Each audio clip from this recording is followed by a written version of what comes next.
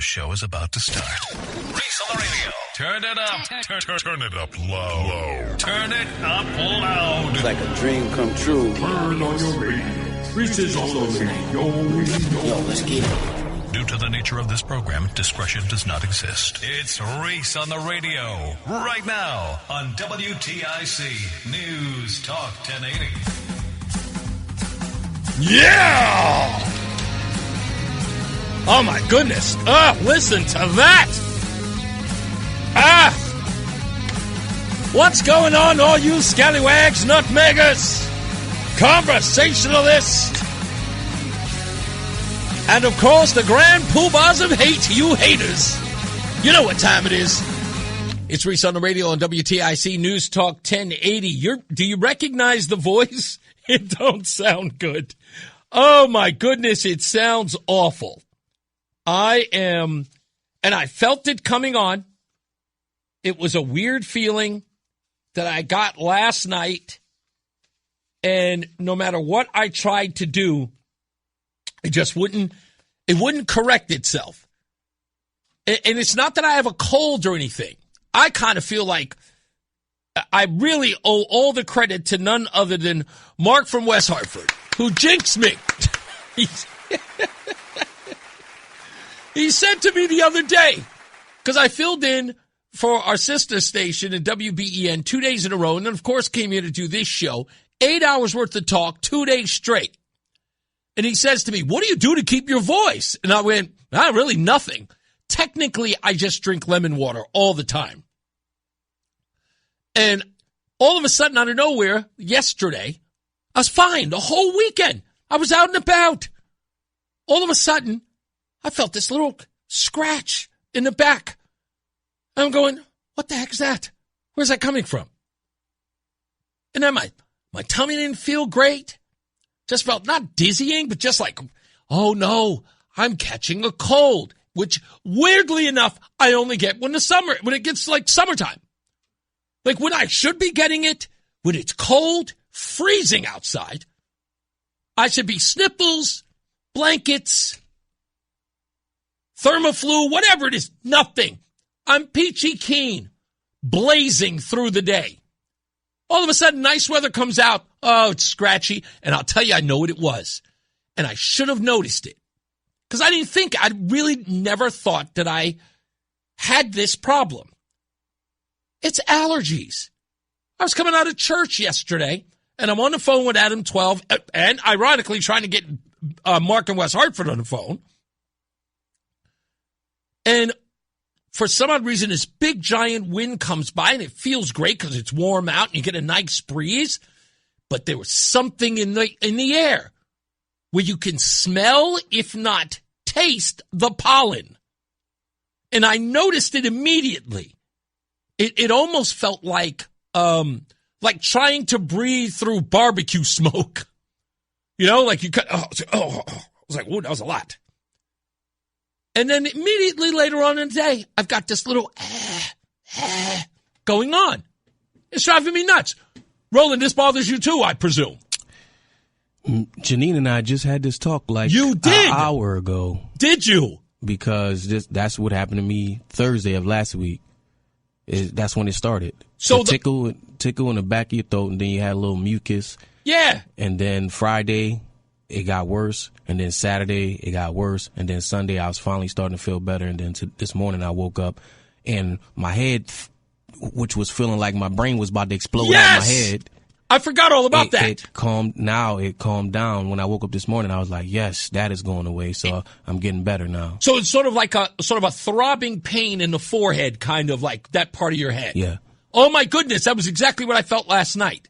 So I'm not sick. This may be like. Yeah, she said it was allergies. It's got to be allergies. Because I've never had it before, but she said you can develop it later on in life. Totally. As your immune system starts to dwindle, that's when it happens. Yeah, and I told her it's this up north stuff because anytime I'm home down south, I don't have any issues. And I told my doctor that up here, and he said, something that's different in the air up here. Yeah. And you have to use this humidifier, this special humidifier that costs a lot of money. And all this other kind of stuff. So it was so bad. And I'm telling you, as I'm sitting outside the church, I'm on the phone. And again, beautiful day. So I'm outside and all of a sudden a big gust of wind and I felt it, smelt it, and very much so breathed it in, the pollen coming right through the air. And it was the first time in my life I ever really noticed it because it was like, oh, like that was palpable. And now all of a sudden I'm going, maybe I did. Maybe I inhaled a whole bunch of pollen. And now it's affecting me. Yeah. And the sneezing was my first. Yeah. Yes, the sneezing was what gave it away. Back to back, like 3-4 in a row. Yeah, yes, that's exactly what my Sunday was. And I was like, wow.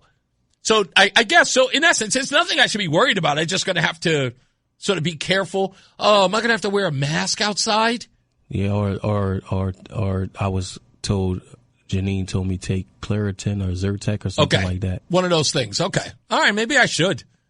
Because, I mean, like I said, it's not like I feel sick, but I feel like I inhaled something. Yeah. You know? Yeah, it's not like I was like, had to call out of work type sick. Right. It was just like this head cold type of thing. Yes. A lot of sneezing and then blowing your nose and all that. Yeah, but the pain was like right above my eyebrows. Yeah. And it was throbbing. I was like, oh, and that was when I was first alarmed. I was like, ooh, maybe I am sick, but it's totally allergies. It's wild. Let me see. I had my car washed, Elaine says, and I think Elaine says, and got home and more yellow pollen on the car. Yeah. Thank you, Gregory. Jeffrey, I'm sorry. He says I sound fine. Maybe to myself, I feel like inside my own ear, I feel, you can hear it. You can. Okay. Let me see. An extra comment. Oh, thank you very much. And thank you, Silvermine, for checking out the show all the way down in Stafford. We appreciate you. I want to get into this thing that happened last week and kind of took on a fever pitch over the weekend. And you folks know that I don't give too much of a damn, if you will, about the promotion of the Reese on the Radio brand. I believe that this show does what it does on its own. I think that your word of mouth celebration of this program is all that I need. And you have been 100% stellar on that front.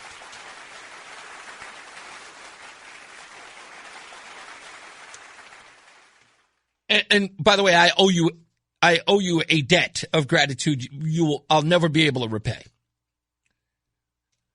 So when these things happen, like they did last week, I want you to pay very close attention to what I tell you every time. So I got to go all the way back to June 1st. On June 1st, I did a whole monologue off the fly. That morning or that afternoon, I woke up and it was June 1st. And I told you the only thing I was thinking about was I really loved the month of June because there were so many things in my life that changed in that month. When I first started my business, my moving company, it was on June 8th. Today, of all days. A little more than 7 years ago. 7 years ago, now that I think about it, exactly 7 years ago. And I talked about how proud of a moment that was because, again, I was 50 and I started a business. A lot of people start businesses roughly around that age, but I never thought that was in my cards. But I had to, and I did. And it was very successful. I made a lot of good money there. Started off slow. And, of course, growth, had a staff of 5 or 6 part-timers, 2 full-timers. It was a really flourishing business, and I did well, 6 figures. For a guy like me, again, no real formal education, coming from Hollis, Queens, I considered it quite an accomplishment, something to pat myself on the back. You can achieve anything. And I like to use that as a testimony to plenty of other people who don't think that there are opportunities out there for them. You just have to try. You have to be willing to fail. So again, as I celebrate it as something that now I have provable evidence to share with somebody.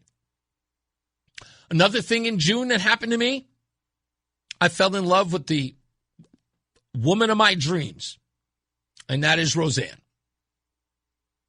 Got together on June 15th, 5 years ago.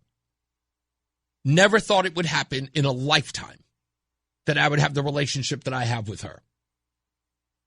And on the 23rd of this month, 7 years ago, is when I got sober. So imagine what was on my mind when I woke up on June 1st. I was just thinking, yeah, I got so many things to celebrate. Got the anniversary of my company, of course, the anniversary of my relationship with Roseanne, and the anniversary of my sobriety. So again, I was a little, myopic. I was thinking about myself, but I was like, I was raring to go. And then I went online, smack dab, took all of the momentum out of my sales. Oh, damn, it's Gay Pride Month. We're going to have to talk about that all month.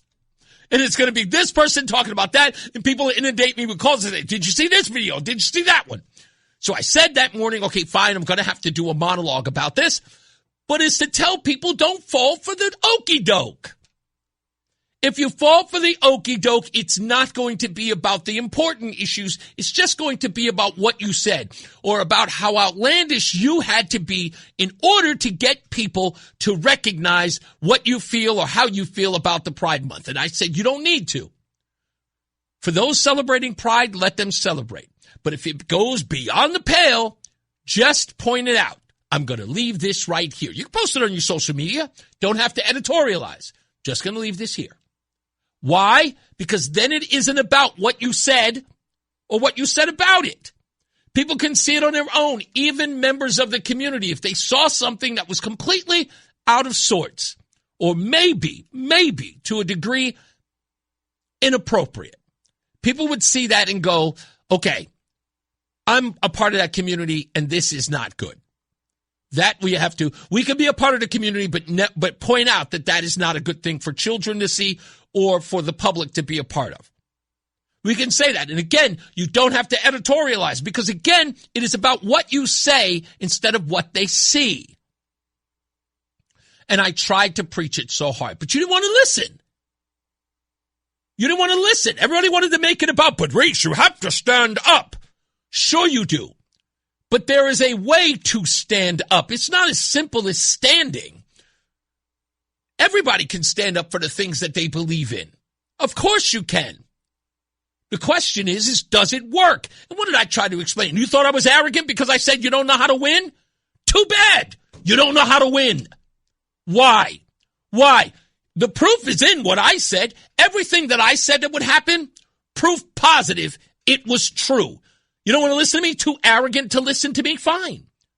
Oh, he doesn't know what he's talking about. He's just placating. Nope. I told you what was going to happen. You don't have the power in this, but you could. You could. You could have. You didn't want it. You made it more about rejecting logic and wanted to go after righteousness, your own perceived righteousness. And I told you it was strategy. We can all go to war. You think about this? We can all go to war against anything. But we don't just run down the hill and just go, attack! No, we don't. We don't have a plan, boss? Well, no, just go on. That's nonsense. You know it and I know it. And what did I say? Here's how you do it. It's this simple. Use your head.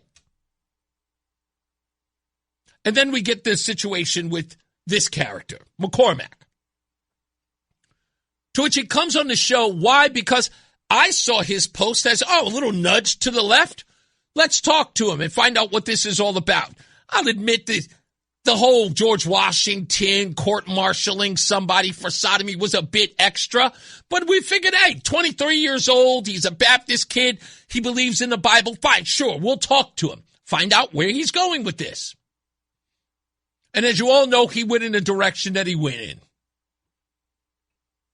To which, if you watch the video of me, my eyes, silver dollars. What? What? He made that revelation on this show. Nowhere else. He was on FSB. He was on TNH. And, of course, his post was anywhere and everywhere before he came to this show where he made the most outlandish statement. And what I did, and many of you did calling up this show, was exactly what was supposed to be done. There was absolutely no daylight between his comments and you admonishing it. And what did I tell you the next day? That no one can say anything about you or the conservatives in this state, or even those who listen to this very program, about how you feel about people of the LGBTQ community, because you made it about policy and not about persecution. And you did that. But I warned you on the 1st that it didn't matter what you said. It was going to be about what Mr. McCormack said. And although they tried to play it as, look who spoke up. Vin Candelora spoke up. Talking about Jeff Gordon speaking up, other Republicans speaking up. But those things were bylines. It was played off as if there were some sort of confusion within the Republican Party, that they weren't sure exactly how they felt. They even went so far as to not mention this host and this show, who arguably is one of the most conservative voices on or any media in Connecticut. Nothing against the other guys who call themselves conservatives, and may very well be. But I'd like to consider myself even more conservative than them. They didn't even point out that the host of the show that got Mr. McCormack to reveal what he felt about gays in this state, much less around the world, in the biblical sense, they never even mentioned that I pushed back on him. They just said he said it on my show. The Hartford Courant was the only place that had one line. There was pushback. Didn't even mention it. Isn't that interesting? Not one mention of it anywhere else. And it didn't even attribute it to me. I found that odd. As you should have. Here's Tom, what's his name? Tom Dutchich? Is that, am I pronouncing it right? Dutchich. On his own show, Capitol Report. If you want more of McCormack's discussion on this, I urge you to go to my site, ctcapitalreport.com, or just Google WTIC McCormack and listen to his comment with Reese on the radio, and I think you'll get all you need to know about this guy. He said Google WTIC and Reese on the radio. Tom's website is a link to my show. He said go to his page to read about it. Yeah, if you go to his page, it's just a link to my show. We'll take a break. We'll come back. More on this when we return. It's Reese on the radio. Fan of WTIC? Then do us a favor. Download the free Odyssey app and favorite WTIC. All right, we're back. Reese on the radio here. Thank you all for the kind happy anniversary messages as well. Joe, welcome to the show. And thank you. I'm going to give some shout-outs later on at 3 o'clock, so stand by for that. We did a lot of things this weekend and bumped into a lot of folks, some of which didn't know who I was and immediately heard me talking and then was like, oh, you're that guy. And I thank you.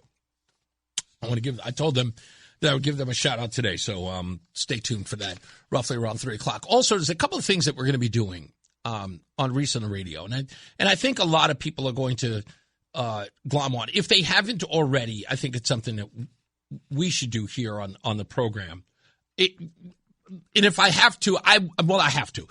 I'm going to give credit to Brian and Company because they do it I want to say like 2 weekends a month, right? It's like 2 weekends a month they do it, darting across Connecticut, right? That's the whole premise, is to go to all of these local breakfast places, the little diners and restaurants, to host the show out there, sort of giving love to those businesses. We want to start doing that, but we want to do a little bit more of sort of going out to these places, visiting them, just like, I'm talking to folks about going to manufacturing facilities.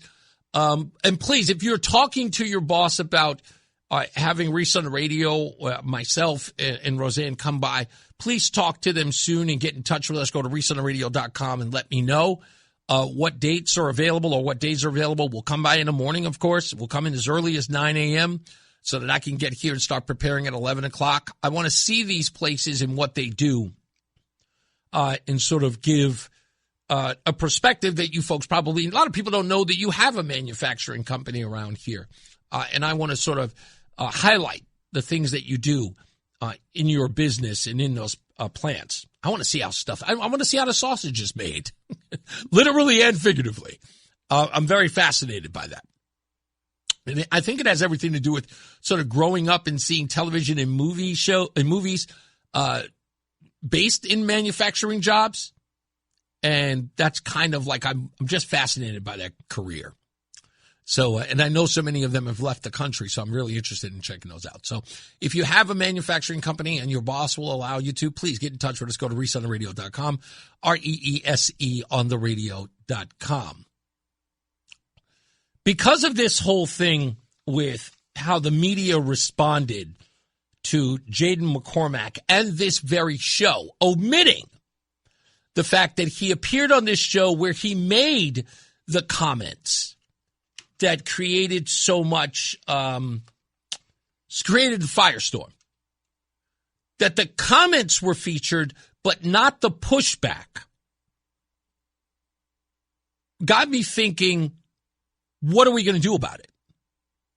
Because I know I could complain till my eyes bleed. It's never going to change anything. And I started thinking about this as I was writing yesterday.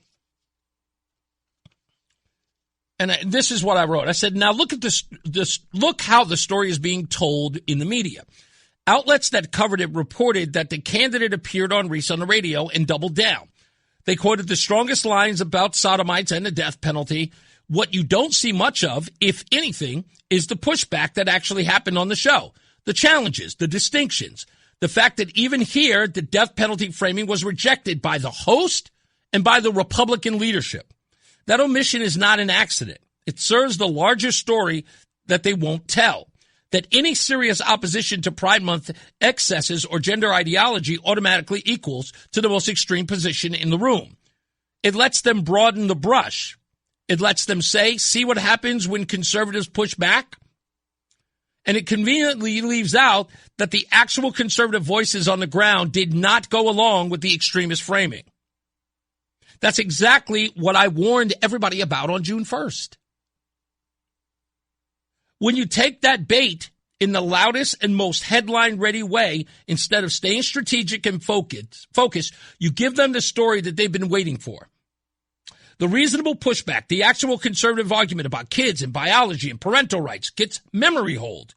The caricature gets the ink. This is why the advice I gave on June 1st still stands. You don't need all that hyperbolic language. You don't need it. It's made to ignore the most important thing, and that's what your agenda is, what your point is. And the idea is that you think, and this is this pop culture social media class of people who think that only the most ridiculous of claims gets the most attention, is true, but it's never for the right reasons. You see extremists and you go, let's match that energy. No. Why? Why? I've never seen that. It's why shadow boxing never wins fights. Okay? That's simple. Sparring does. I love that football. I love that boxing analogy. Shadow boxing is just you doing the same thing the shadow do, and your shadow doing the same thing you're doing. Sparring doesn't. You're sparring against someone, they are going to get you slipping. And you have to know exactly what punch they're going to pull. And you have to bob and weave. know exactly how to maneuver. Strategy. But you have so many people in this world just saying, it's like, I can be explosive. I can be a muckraker just like that guy. Think. Just think. And not that I think that this is important. It isn't. It's one guy. The thing's going to work itself out. Everybody wants something to talk about because they're bored to tears about what we're going to talk about this summer. It's already a dead issue, if you get my meaning. But for me, it says something bigger. And it's not because I'm involved in any way. I don't care. Like I said, this isn't about me getting any props. And I don't even know what the props would be. That I push back? Pff, no kidding. I don't need accolades for that. I stand firm on who I am. And I don't care what anybody thinks about it. But what I will say is this. There's no need to be upset about what the news media is doing. You have to act. So we started something new. And that something new is called The Rundown. Some of you have already liked the page on Facebook. I created it last night. And the rundown is simple. We're running down the headlines. If they print it, we're running it down. If they're lying to you, we run it down. If there's bias, we'll run it down. Whatever they are saying, whatever they are doing, we will run it down. And we will tell you exactly where they're lying to you, why you should not trust the reporting, and give you the facts. And we will separate the agenda from the real story. But it has to go one step further than that. It's one thing to report on the news stories that you see every day, but it's another to get the message out there. So you're going to have to play a role in this. So you're going to have to go to the rundown page, and the stories that we post, you got to share them. You have to like them, and you have to share them. And you have to get the word out. As I said in the opening, I'm done with complaining about the mainstream news media. It's time for them to start complaining about us. And what they'll complain about is that we are checking them. Not fact-checking them, checking them. This isn't about fact-checking. This is about telling the real story that they are omitting and covering the news that they don't.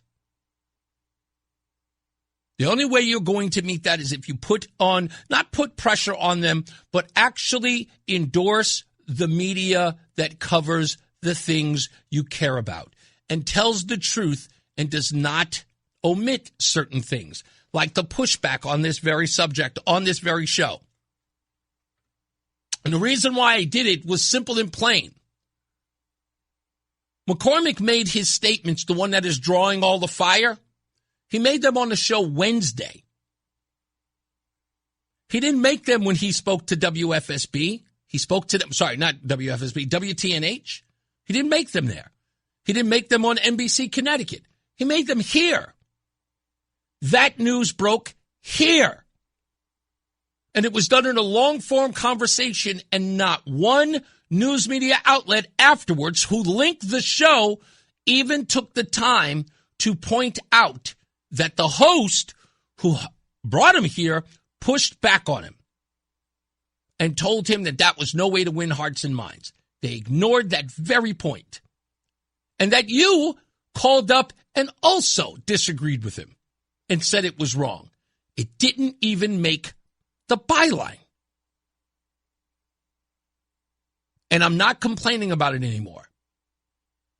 I know who they are. I told you this before. We know who they are. So if they won't report it, we will.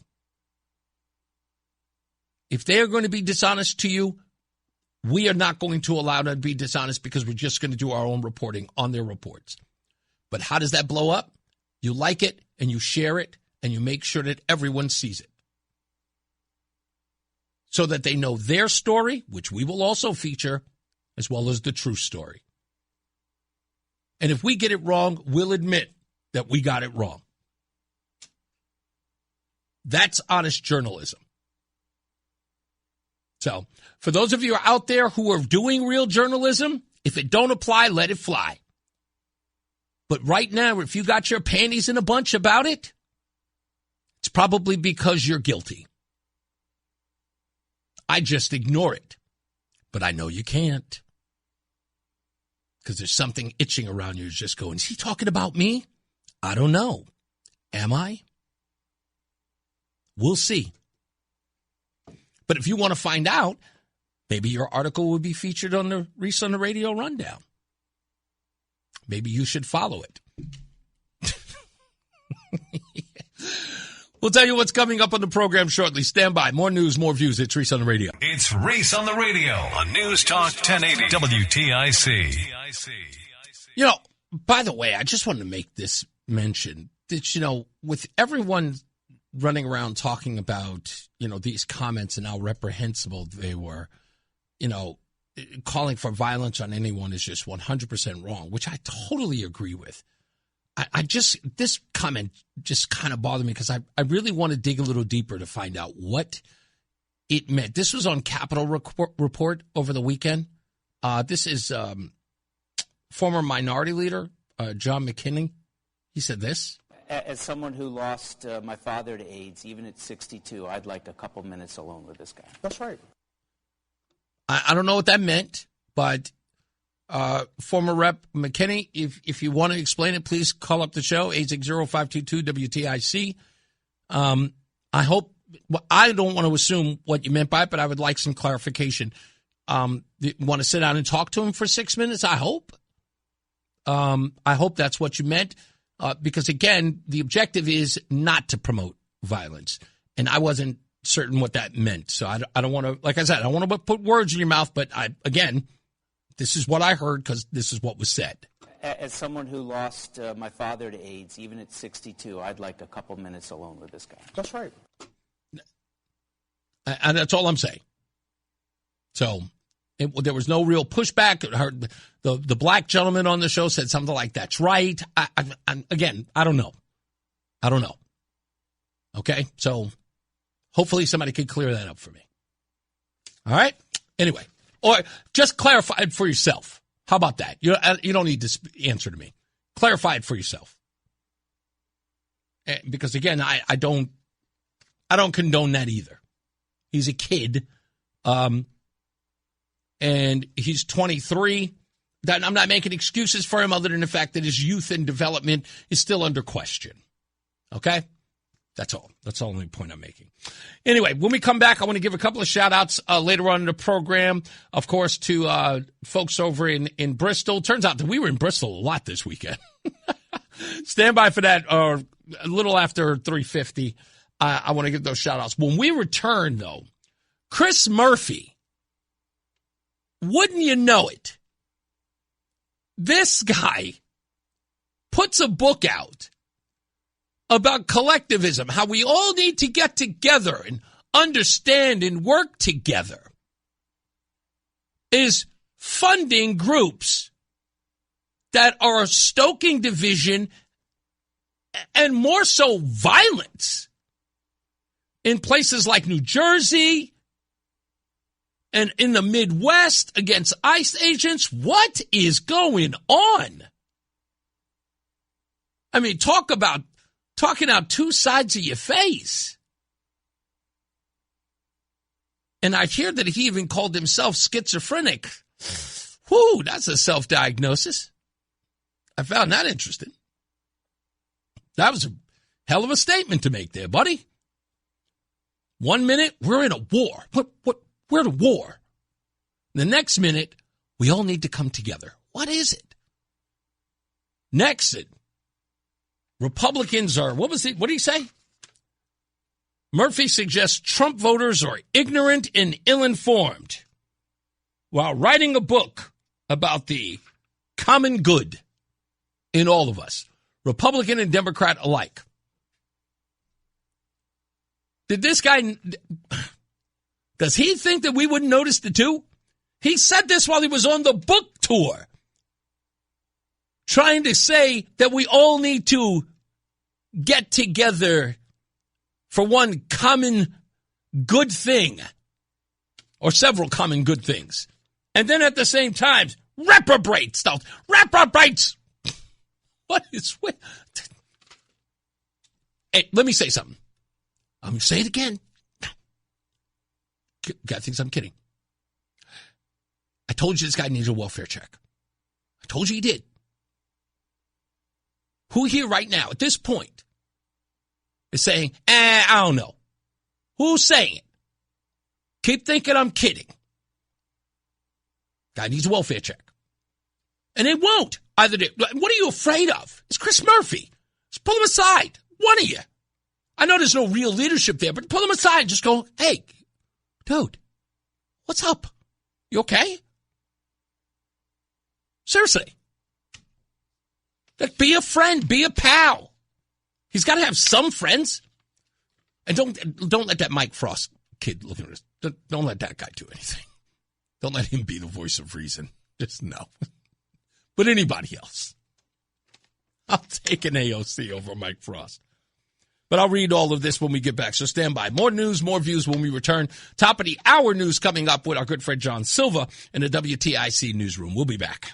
Reese on the radio, making sense of the news. Yeah, even when it makes no sense at all. Now on WTIC, News Talk 1080. All right. News hour right here, Reese on the radio. By the way, guest coming up, we've got a young man by the name of Andrew Rice, who many of you may have seen, I want to say last fall in a lot of the news. He's a young man, progressive. He may be a socialist. I'm not certain, but I know he's a progressive. And he's running against Rosa DeLauro as well on her side, on the Democrat side. He's going to be, I've seen him in and around town, a couple of news reports about him at protests. I know I saw him at a ICE protest and several of them, especially the protest after Renee Good was shot by an ICE officer, and then at the ICE facility that night where we got that exclusive video of the non-hit and run that took place. By the way, no mention of that. Anybody? Anyone?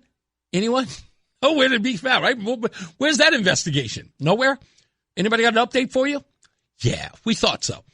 So we'll talk to him about that and about a lot of other stuff, his campaign and how it's going. So he is excited to be here, so I've heard, and we'll bring him down here. We'll talk to him in the 4 o'clock hour.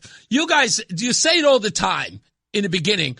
Why you got on these progressive guys, these liberal guys? And then afterwards you go, oh, that's pretty good. That was actually an okay interview. Yeah, okay, of course. Because you want to hear from them. You want to be able to be in a room and ask a progressive or a Democrat a question. Here's an opportunity. So that's what I'm going to do when he's here. And we're going to talk to him for about an hour. Speaking of progressives or Democrats, I got a chance to run into none other than, wait for it, Josh Elliott over the weekend. Now, I want to make it clear before everybody starts screaming and hollering, okay? I like Josh Elliott. I wouldn't vote for him. I'm not crazy. But I like him. He is a very charismatic young guy, and I love talking to him. Also, what I really love about him, and I really like this about him, is that he does not lie to me.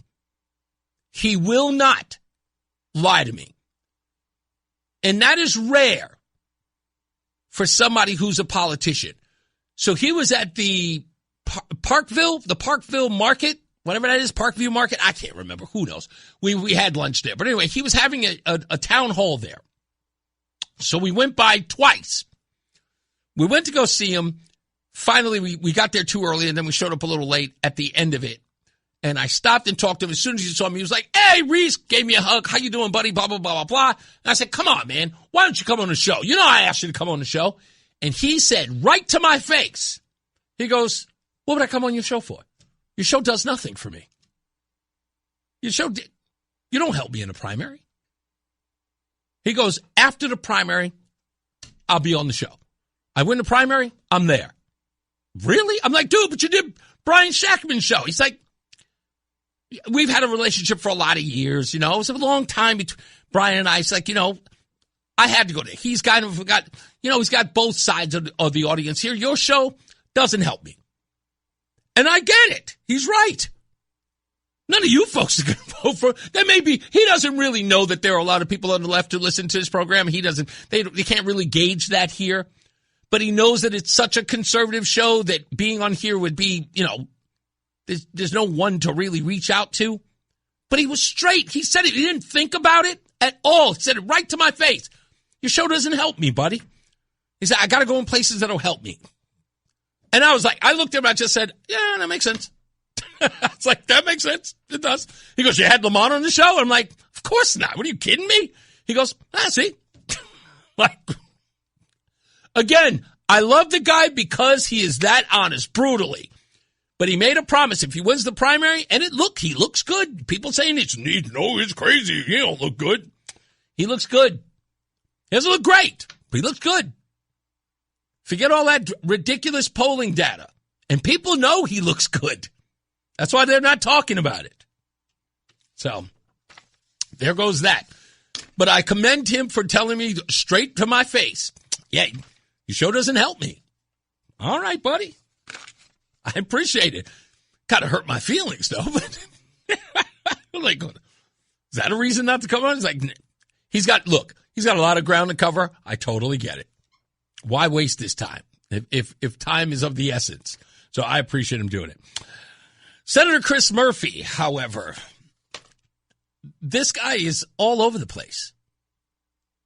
And if you go to ReeseOnTheRadio.com right now, go to my Substack, you will read the article, How the Collectivist Breeds Division, the story of Chris Murphy. And it talks about how he is operating through this American Mobilization Project pact. The Federal Election Commission shows that he gave $100,000 to the Indivisible Project in 2025. The money was earmarked to ramp up Indivisible's work, training staff and volunteers, buying materials in recruiting, securing permits, and building durable mass mobilization capacity across the country. And Indivisible is not a neutral civic group. It was founded, of course, in 2016 to explicitly defeat the right-wing takeover of American government and combat what it calls the alliance of white nationalists and the ultra-rich. So if you're giving $100,000 to this organization, you agree with their principles. And that's what Chris Murphy believes. It has to be, right? That's exactly what he would say about Donald Trump and Republicans, that there would be guilt by association. And all of this is happening while he's out here writing books about the common good.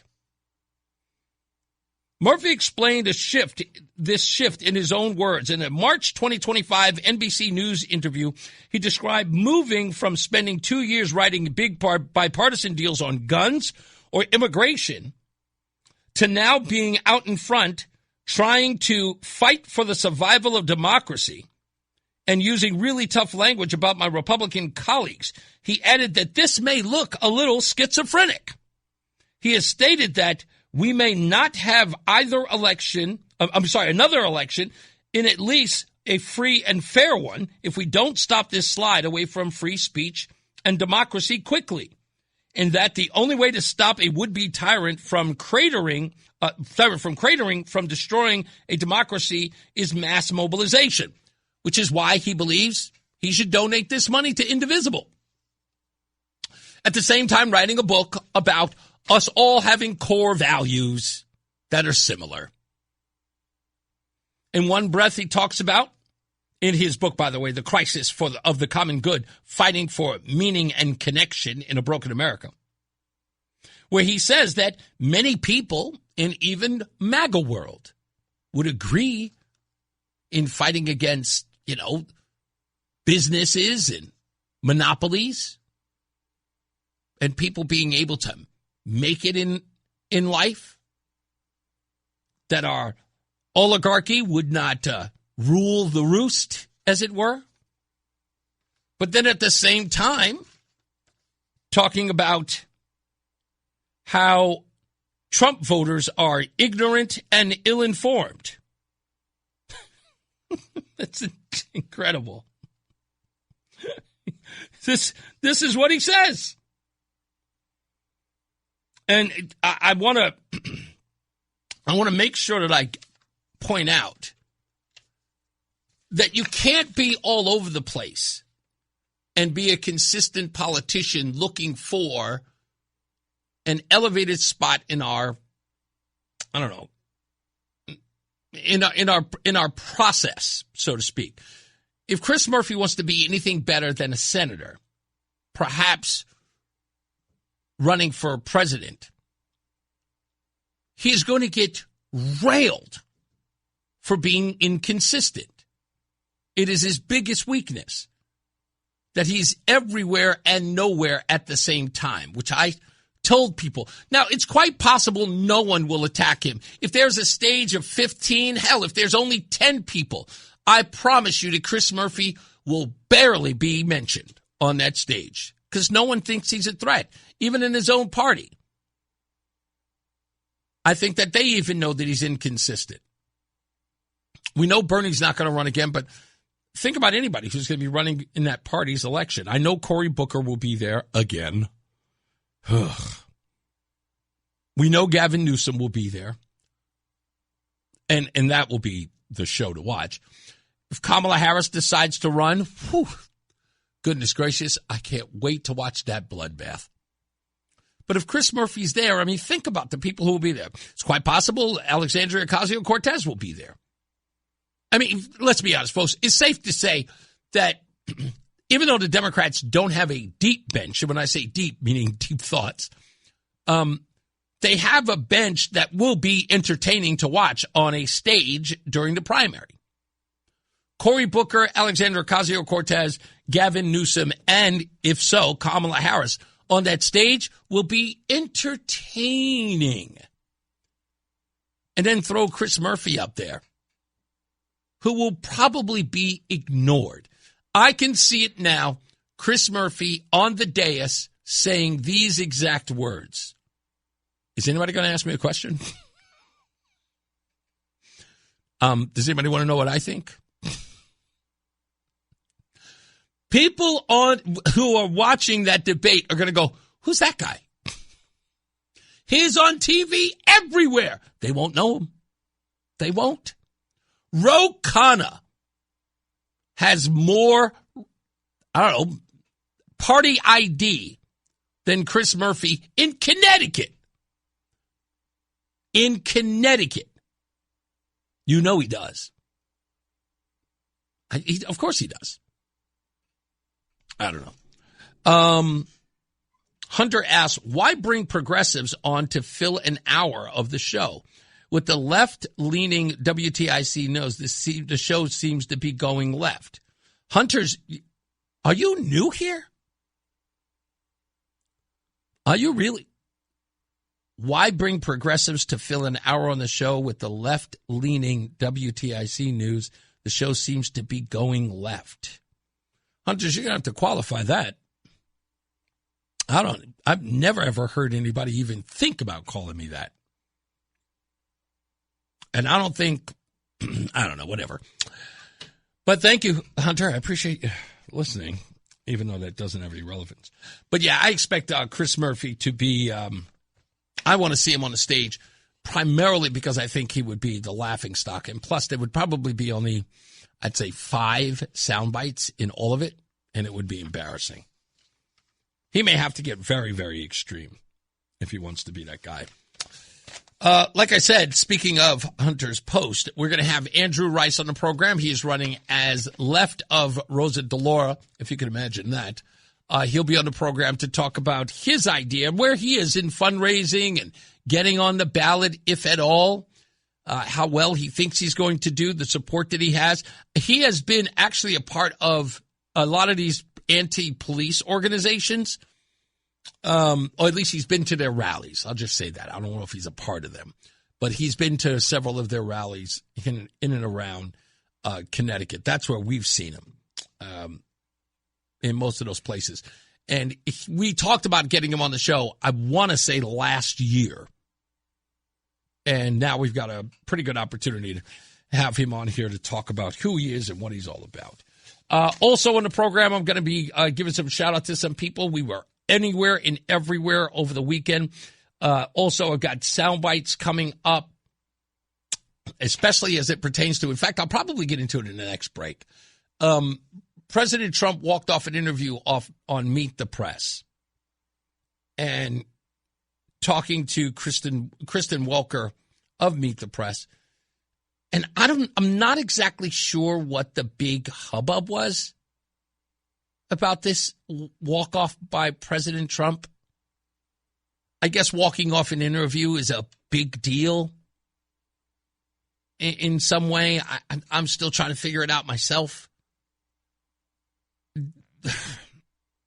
I have the audio, and then I'll talk about what I hope to make a point of. Also, Katie Dykes, the head of Deep, has resigned, or I think she's resigning. Yes, she's resigning. She's been around since 2019, and she is calling it a wrap, which is interesting because there's a report that says that only half of the Governor Lamont's agenda on climate has been reached. I find the two stories coincide, at least the way that I view it is that the two coincide with one another. They're trying to treat them separate, but I think in some way they're aligned. I'll break all of that stuff down to you as well. And most important, you don't want to miss this today.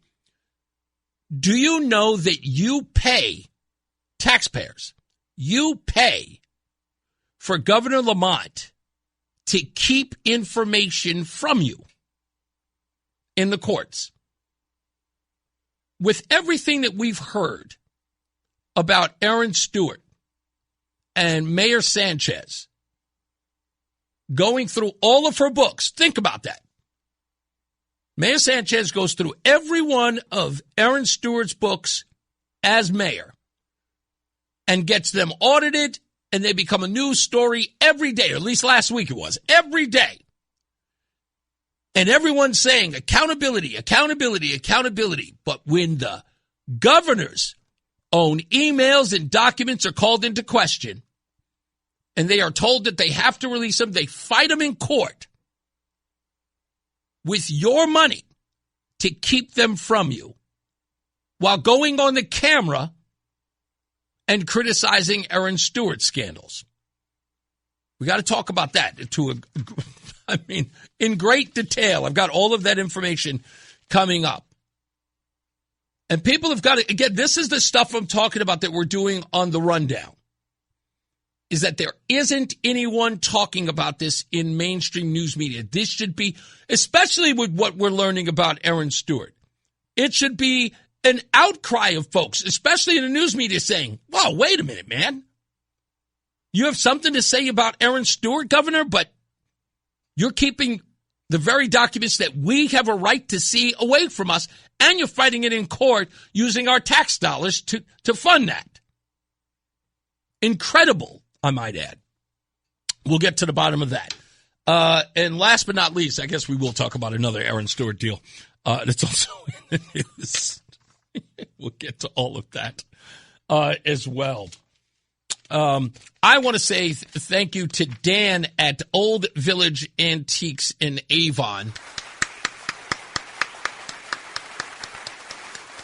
Although I did not buy an antique, but Roseanne went in there and we drove by, and I got a great picture of his building. The building is beautiful in Avon, if you've seen it. And Roseanne was inside, and he was talking to her, and she was trying so hard not to tell him who I was, because usually she brags to everybody. She'll walk into a place and go, do you know my husband? He's on the radio. So I had to tell her to stop doing that. I'm like, honey, I appreciate it. She goes, but I love bragging about you. I'm like, honey, just don't. Please don't. It's just something we shouldn't do. And so Dan had asked her, hey, what brings you into town? You know, you look new. And she was like, oh, we just moved here, blah, blah, blah. It's like for my husband's work. And she's trying really hard not to tell him. She's trying to stay true to what I asked her. And he was like, oh, really? What does your husband do? Oh, he's in radio. And she's, again, trying. I was like, oh, I'm going to get in trouble. I'm like, she's not going to get in trouble. I was like, we just shouldn't broadcast it to everybody. Just, I don't want to run in the door and just be like, hey, I'm on the radio. You know me? I don't want to be that guy. And she will. She loved doing that when we got here. And I was like, honey, I know you're excited, and I appreciate that. She just wanted everyone to listen to me. And I don't begrudge her that. But she was trying really, really hard not to. She was like, he's on WTIC? He's like, what's his name?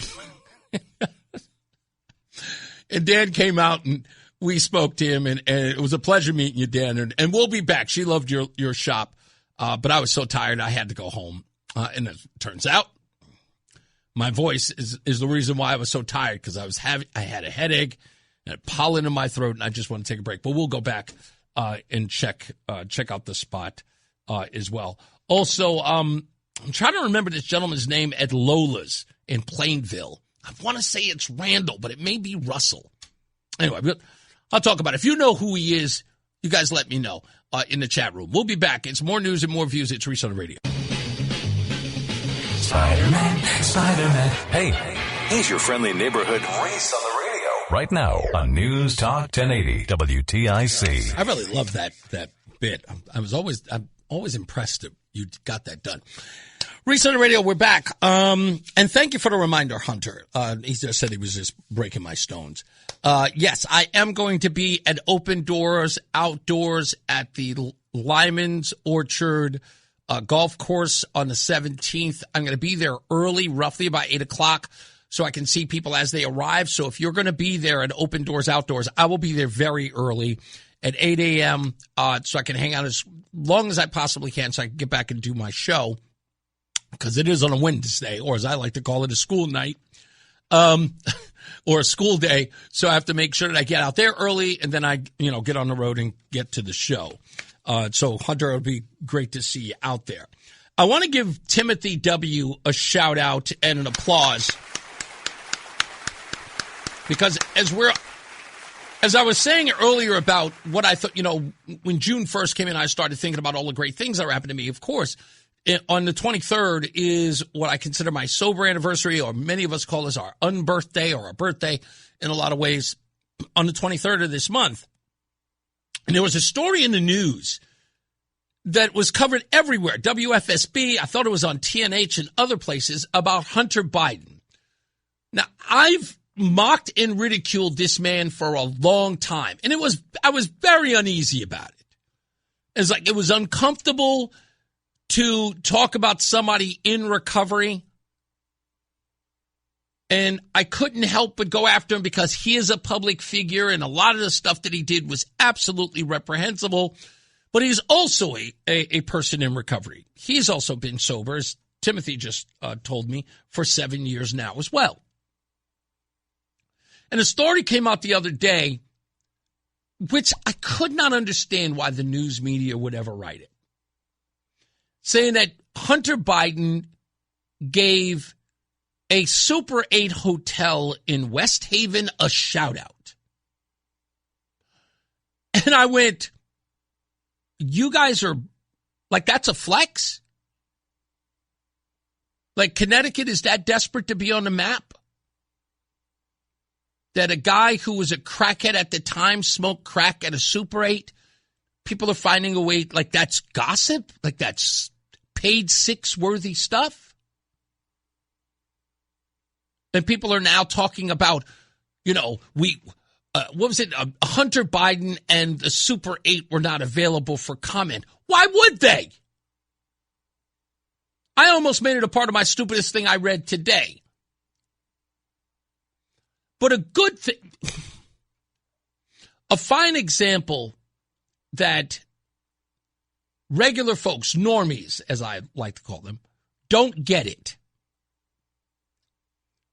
The guy talking about himself smoking crack at a Super 8 is not something to be scoffed at because he's Hunter Biden.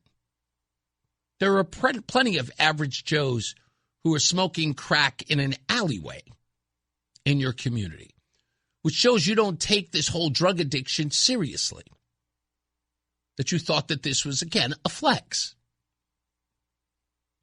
Someone had mentioned to Hunter about this post, talking or asking him about whether or not he was the one who left cocaine in the White House. And Hunter Biden's answer really hit you one way, but for those of us who are in those rooms, hit to the core of who we are.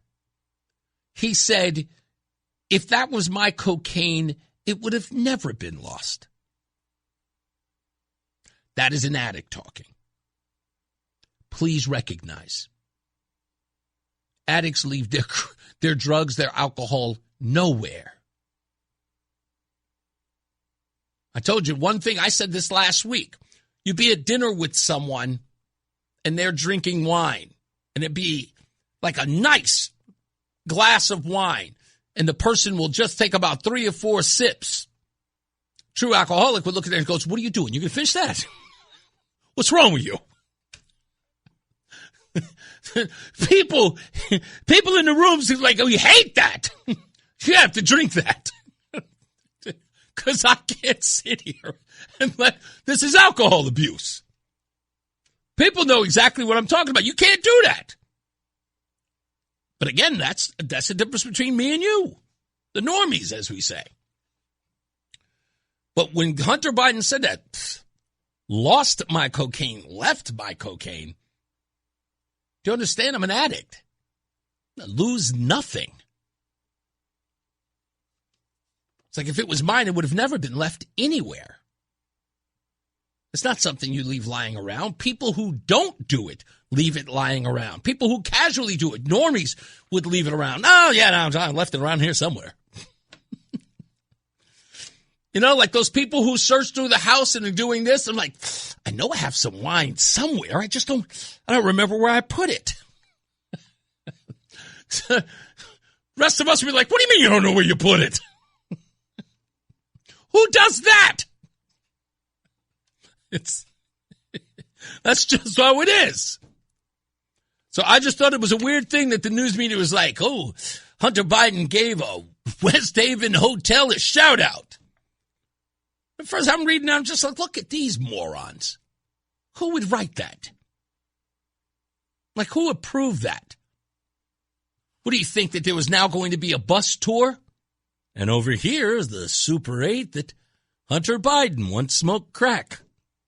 Yay! Everyone get a picture. What?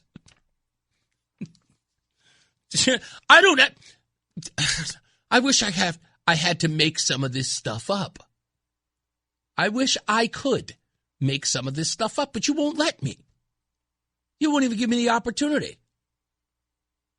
You folks are bass backwards. Again, go look it up. You think I'm kidding? Go look it up. Hunter Biden gives a shout out to West. And now that person who's probably found out that I'm talking about it, he's mad. He's upset because I'm mocking him. Come on, man. Just figure it out a little bit. I don't know. Let me see if our guest is not here yet. All right, coming up, Andrew Rice running against Rosa DeLauro, progressive. I don't know. Can you call him a Democrat? I guess you could. We'll ask him when he gets here. We'll talk to him. Also, Donald Trump walking out on his interview with Kristen Welker. What that really says about the news media and about the president. And I wish the president would get what I'm about to say in all of this. Hopefully, he can figure it out. Because the president is making a mistake here. The president's making an epic mistake by dealing with these organizations. At some point, you're not exposing these folks. At some point, you're wasting your time. I'll even go so far as to say what Josh Elliott said to me about coming on this program. It's like, why would I waste my time on your program? You don't help me. President Trump going to NBC. Who does that serve? If anything, it legitimizes Kristen Stewart. And by the way, I want to give you this. This isn't even a part of my commentary about this. I want you to think about this. Donald Trump has done interviews in the news media with a lot of women lately. Have you noticed it? They are always featuring him talking to women.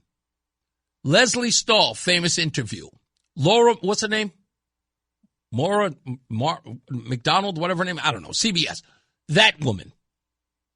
And now Kristen Welker. Now, I did an interview not too long ago. I want to say it was like around the Super Bowl or something like that, or maybe even around Christmas. He did an interview with Kristen Welker. It was actually not that bad. But it's usually the ones that are volatile are usually with women. And now most people would say, yes, because he doesn't like women. And when he's around women, he's disrespectful of them. Well, you're going to have to twist yourself into a pretzel to make that stand. I know exactly what that's for. And those interviews are made to be contentious on purpose. They want Donald Trump being confrontational with women. And Donald Trump wants to be confrontational with them. He does.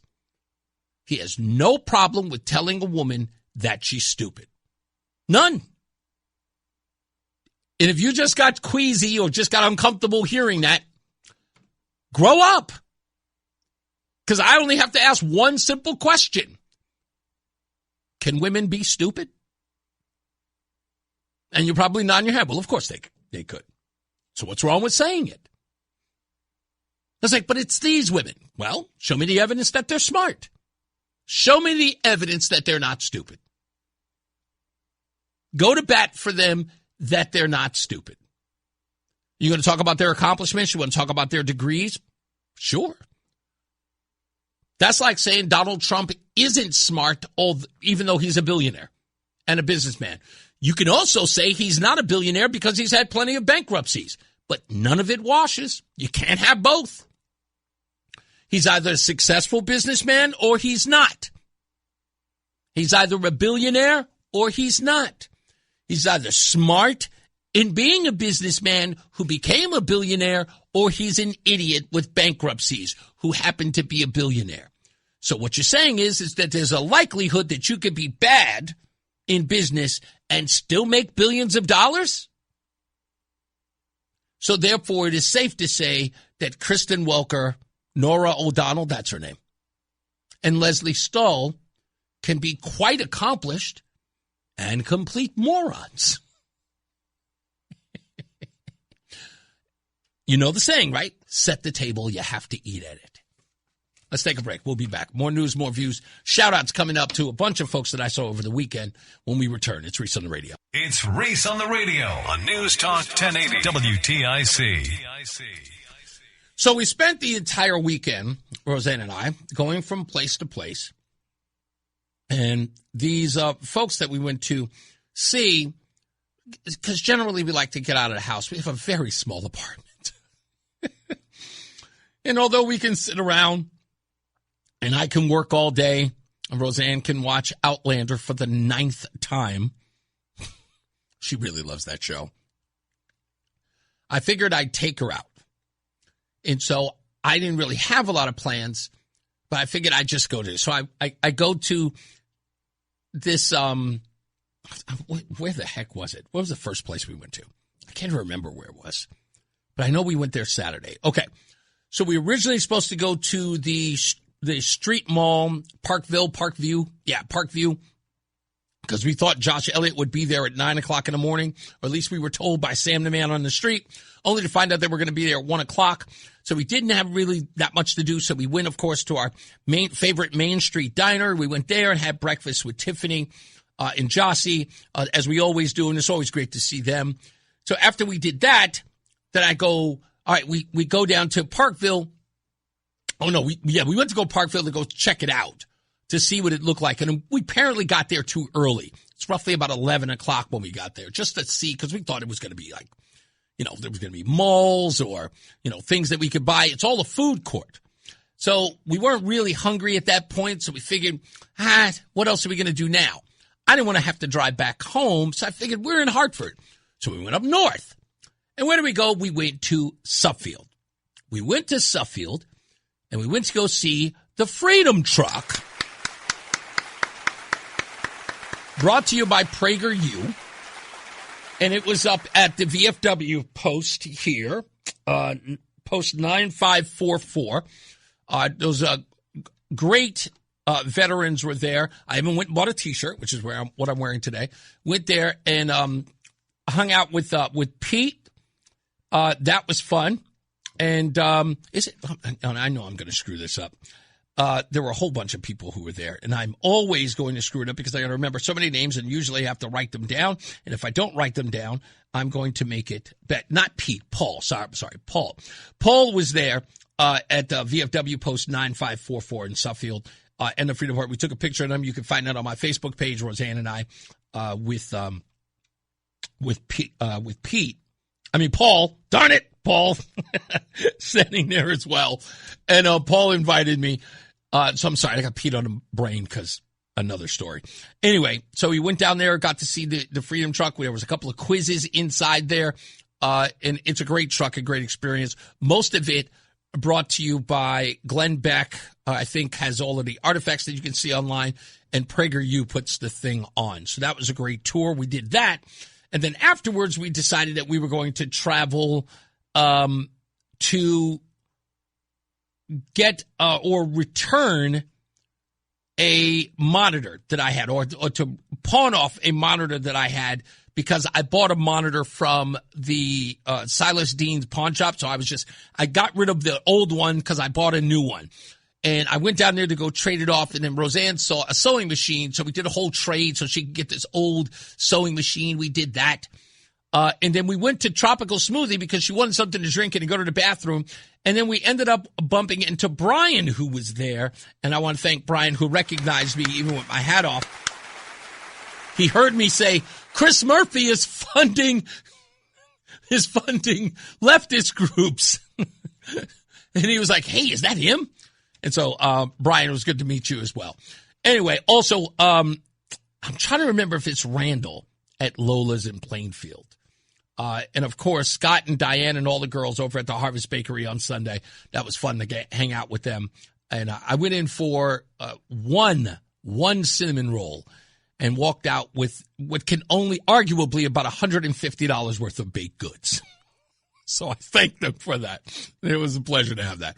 Let's get our first check of the weather and traffic. Mark Christopher's back. He is in the BPS Lawyers Traffic Center. Did I see you walk by me earlier? Yes, you did. I was in the building today. That's what I thought. Okay. Good to see you, sir. I was playing the hits. That the T-shirt you're wearing is very sharp, by the way. Oh.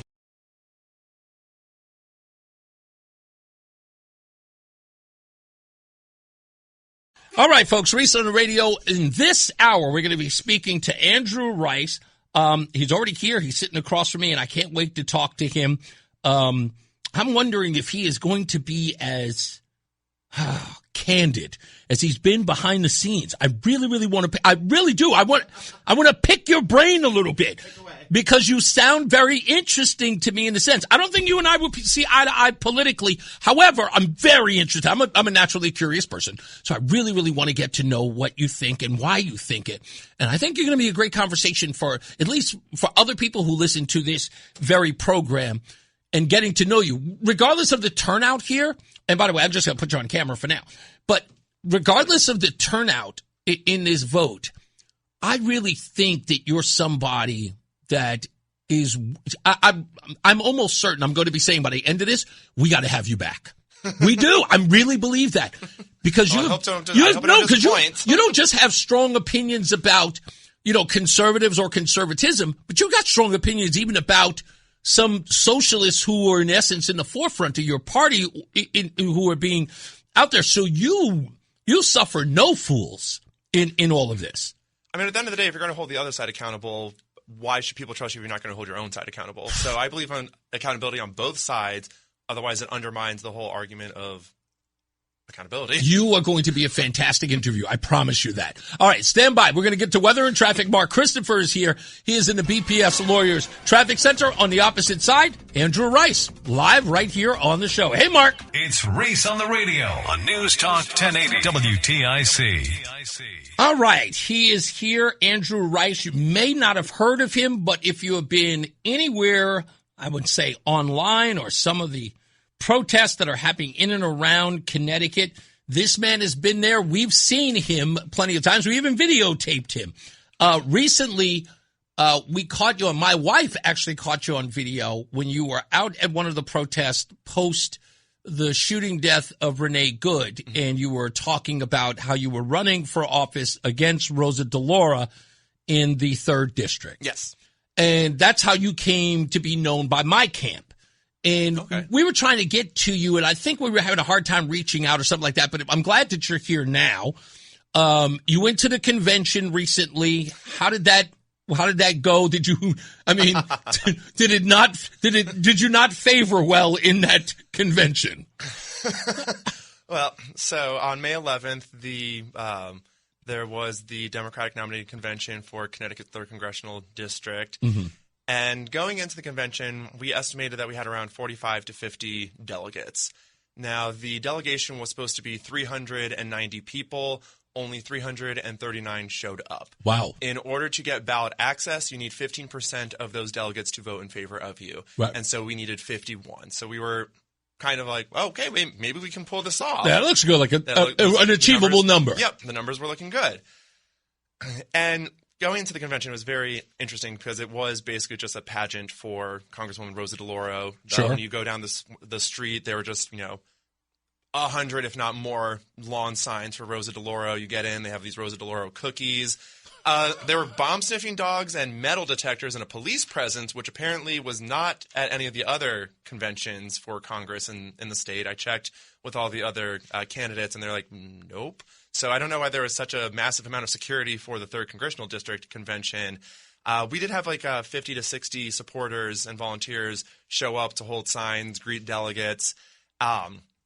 We go inside. The convention is called to order, and in the moment, you're very nervous. Sure. You don't. This is the first time I've ever been to a convention, so I didn't know what to expect. Mm-hmm. I had read the rules beforehand, but they didn't provide an agenda to us. And so the first point where I realized that something was running afoul, which I should always expect from the Democratic Party, was the nominating speeches. The rules stated that the speeches are only allowed to last 8 minutes for both the nominator and the seconder. And I didn't have a timer, and I should have. But in the moment, I was like, these people are talking a lot longer than 8 minutes.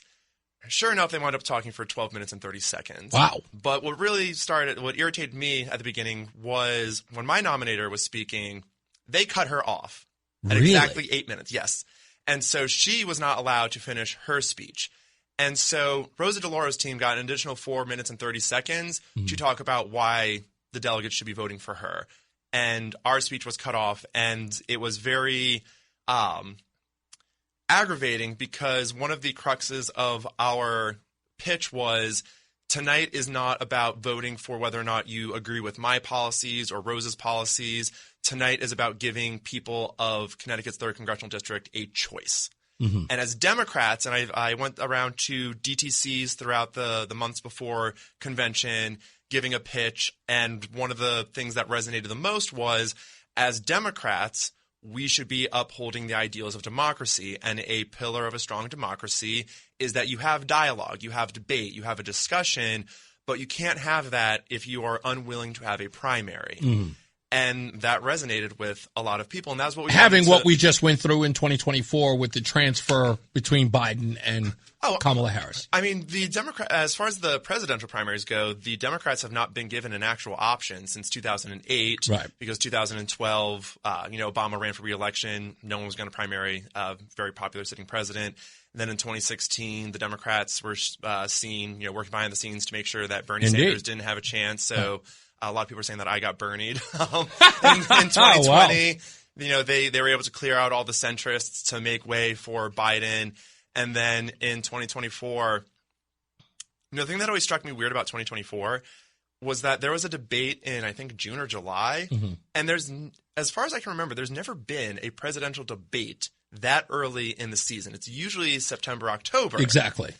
And so I really think in 2020, I remember Kamala Harris being, the media just fawning over her and saying that she's the future of the party. Indeed. And we're going to see her take on Joe Biden about redlining and this and that and how she's – and I was just like, they're pushing her way hard. And then Tulsi Gabbard wipes the floor with her. She never gets a vote. But then she becomes the vice presidential nominee. And so I think the Democratic Party has always wanted Kamala Harris. They just couldn't get her in 2020. So they made her the nominee, the vice presidential nominee in 2024 or in 2020. Then in 2024, Do you think that was because there was, as there always has been, because we dealt with it in the Republican Party when Mitt Romney was running against John McCain, and the Republican Party notoriously said, hey, Mitt, you're going to have to wait until 2012. It's McCain's time, so to speak, that, this is the successor, or this is the person who's supposed to be the standard bearer, because you have to step in line, or you have to wait in line, so to speak. Do you think it was part of that with Kamala Harris, or do you believe that it was trying to fulfill its identity politics agenda? Well, look at you. Point. I guess you could do this. Point on your nose. Yeah. Okay. So it was a policy agenda to get, in other words, to fit that framework of black female and identity politics agenda. Yes. Okay. And so, she didn't receive any votes in the 2020 election. Indeed. Because she dropped out. And so I think they knew that she wasn't, popular enough to make it on her own. Right. And I think they knew that Biden was on his way out, but they didn't want to have a primary because they were worried that Kamala wouldn't be able to win in a primary. So I think that they kept things under wraps until June or July. And I would love to know whose team reached out to who to have him have a debate, because that debate is the reason why he ultimately dropped out, because of it was just a lackluster, and that is a gracious term, of a performance. And at that point, it was already too late to hold the primaries. And so I think it was orchestrated in a way to ensure that Kamala Harris would be the nominee in 2024 and that Democrats wouldn't have a choice in the matter. Do you think that they naively – I want to get back to your campaign, but this is such an interesting conversation that you bring it up. Do you believe that they believed the momentum of the 81 million votes of Joe Biden would just transfer itself to Kamala Harris? In essence, she wouldn't have to prove herself. It would just be using that momentum of 2020 and how many votes that Joe had, that even if she garnered, which she did, in upwards of like 75 million. I mean, she lost about 6 million. I thought she only got 73 or 74 million. Somewhere. Yeah, but that's right. It's roughly about there. But the point is that she had all of that momentum of Joe Biden and being on that ticket, that she didn't have to have any accomplishments. Donald Trump was just an awful candidate anyway. That is what has been driving me crazy about the past 10 years and the Democratic message. It is just Trump bad. It's like, I get it. I got it. I got the very easy message. Trump bad. What are you going to do in place of Trump? What are you going to do to actually help working class people and middle class people and people who are actually struggling? Because just saying Trump bad doesn't mean anything to anyone anymore. And so it's an interesting thing that you bring up. Do they think that Kamala would just been carried by those 80 million voters? I'm not sure. But at the end of the day, in her campaign, she didn't really cater to those, 6-7 million people that sat out of the election. A month before the 2024 election, SNAP recipients were told that, that $1 extra is enough to adjust for inflation. And then instead of talking about any sort of, she was on the radio or on a TV saying that, someone asked her, what would you do differently than Biden? She's like, I wouldn't do anything differently. Right. And it's just like, okay, that was the view. The view. So when people are struggling, when SNAP recipients are getting $1 extra, I think back then, gas wasn't cheap even then. It's more expensive now. But people were struggling with affordability, with college expenses, with rent expenses, with healthcare expenses. And you wouldn't have done anything different at all. And then you offer no policies. I think she had that housing policy that she tried to throw in. It was giveaway stuff. Yes. But no actual policy to address the fundamental issues that have been affecting the working class. And instead of trying to appeal to them and reach out to them and energize them, she paraded around with Liz Cheney, whom is completely despised by most people on the left, to try and target this small portion of never Trumpers, because this is what I have realized the Democratic Party does. They just take everyone's vote for granted. They're like, oh, you're black, you're gay, you're a minority. Well, you're going to have to vote for us. I mean, Joe Biden said in 2020, if you vote Republican, you ain't black. I'm like, what does that even mean? This is incredible to hear from a progressive. I'm telling you, I don't, and I know for a lot of people listening, it's like, boy, this guy's a breath of fresh air, even from. You said something interesting and immediately caught my attention. You said running this anti-Trump campaign or just Trump bad sort of thing, you said it's not really winning hearts and minds even on the left, right? Mm-hmm. It's like, okay, we get it. Trump bad. We understand that. But you're saying, if I'm getting this right, and explain to me if I am or if I'm wrong, that this affordability crisis isn't really being addressed by even the Democrat Party. Is that they're not really addressing it in any meaningful way to those on the left. Like, they don't want platitudes. They don't want to hear affordability is a problem. We want to hear what you're doing to make it affordable. Another thing I want to ask you is, what is your position on the idea that giveaways are the answer? Are there progressives who believe that that is a good policy to have, that we need to keep just creating more government programs, or do you want to see something else? I've often observed that in communicating with people, when you use certain words, you have to have the same definition. Otherwise, miscommunication can arise quickly. One of my biggest policy positions is Medicare for all. Some people might say that is a giveaway. To me, I would consider that an earned benefit. We all go to work. We all put into the system. We all have our part. Then there's a lot of people that, mothers that stay home. They are an incredible help to society because they're raising children. They're doing a lot of labor that is not accounted for in the labor market. There are, home care people that aren't technically, employed by someone. And so at the end of the day, in a society, we all have our part in making sure that we are moving things forward. And to have health care, to me, isn't a giveaway. It is that earned benefit that people pay into in a system that ensures that everyone has access to medical care. Because at the end of the day, what is the point of building up society and moving forward if people still can't see a doctor without going into bankruptcy? If people, I have, a sister of mine and a friend of mine, they have dense breast tissue and they just skip going to get a mammogram because it's $1,000 and they cannot afford $1,000 when they can't afford their rent and their utilities and their groceries. And so for me, I don't necessarily see these things as handouts or giveaways. There are people that legitimately need these. There are people that work hard. And at the end of the day, there's always going to be people that take advantage of the system. Yeah. And so there should always be some, form of guardrails to try and minimize that. But even I think with disability and SNAP benefits, it costs more in the administrative cost to, put all these hurdles and hoops through to try and reduce fraud, that if you actually just gave these people, if you just took them at their word that they need these resources, it would actually cost less because there's less administrative costs associated with all of this. But at the end of the day, one of my biggest frustrations is that, I'm sure a lot of people won't be surprised, I'm very anti-capitalist. I think the capitalist system has robbed us of our humanity. It brought us to where we are, but now I think it is holding us back. And so I've observed this a lot in science. I've been a scientist my entire career up until when I resigned to run for office, which was a very interesting financial choice of mine. Yes, it is. I just exhausted all my life savings, and now I just pulled out of my 401ks to – if you're not willing to risk something, if you're not willing to sacrifice something, nothing changes. So I wanted to, show that I'm willing to risk and sacrifice. Sorry, I got completely sidetracked with that. But as far as what No, it's okay. No. This is you're getting very, very deep into who you are and what your policies are. My general question was, and we'll get to it because we're going to have to take a break in a minute, was about whether or not progressives just want the whole kit and caboodle financed by the government or by taxpayers. Do they care about that message, as Ned Lamont has been doing? I've been criticizing him for the last, 6-7 months, that he's turned his entire campaign into Santa Claus. You know, here's me, handing millions of dollars to this program and that program. I'm sort of buying votes.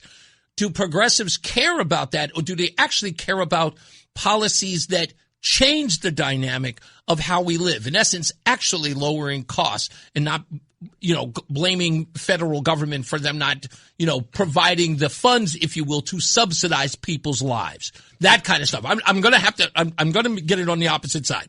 But I'll break down exactly we'll talk about it behind the scenes, and then you'll be able to answer it so you understand where I'm coming from. Sounds good. We are here with Andrew Rice. It is already, for me, I don't know about you, this is an interesting conversation to me. I'm sure it is for you.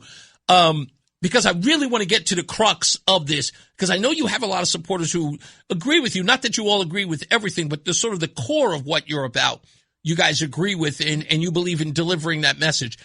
And I'm only trying to understand it, not critique it. I want to understand it by asking probative questions. So I appreciate you being here just to give that opportunity. Again, Andrew Rice is here, a congressional candidate for the 3rd District running against Rosa DeLauro. We'll be back with him in a little bit. Let's get another check of weather and traffic. Mark Christopher's back. He's in the BPS Lawyers Traffic Center. Hey, Mark. Please let him win. Please to God. Mark is saying, please let him win. Thank you, Mark. He's excited about that. Please. We need some new blood. Anything. Even if you got to cheat or whatever. Cheat, lie, whatever. Win that seat. Hey, don't do that. Don't even suggest it. If you're Stay locked in. Reese on the radio is on WTIC News Talk 1080. Okay, be honest with you folks. I'm going to have to find a way to start filming what goes on behind the scenes. Andrew and I are having a great conversation here. I'm completely fascinated by you, because the more I talk to you, the more I see where you're coming from. This is actually just a short break, but I'll ask you for at least a 1-minute answer on this, because of the question that I was going to ask you behind the scenes is that you were talking about real quick about if globalization is in a sense that if we took all of the assets that we had across the globe, you were saying that there was a study that suggested that we would be able to ration basic needs for everyone. Mm-hmm. And it almost piques me when I hear this talked about, because it's often talked about in progressive circles. And I said that it seems like progressives have a problem with individualism. In other words, people making sacrifices for their own individual plight instead of being a part of this collectivism. Do you have an issue with individualism? And do you believe that we should be a society that's collective, that we should all be a part of the common good? So the word individualism to me, I think has one meaning, but I think a lot of people misconstrue it with individuality. Okay. And so to me, individuality, I'm wearing a pink shirt. Right. I like Star Wars. I own a dog.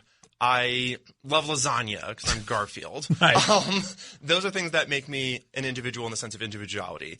Individualism to me is you have to rely solely on yourself, and everything you do is because of everything you've accomplished. And to me, I just don't think that is a realistic point of view in a society.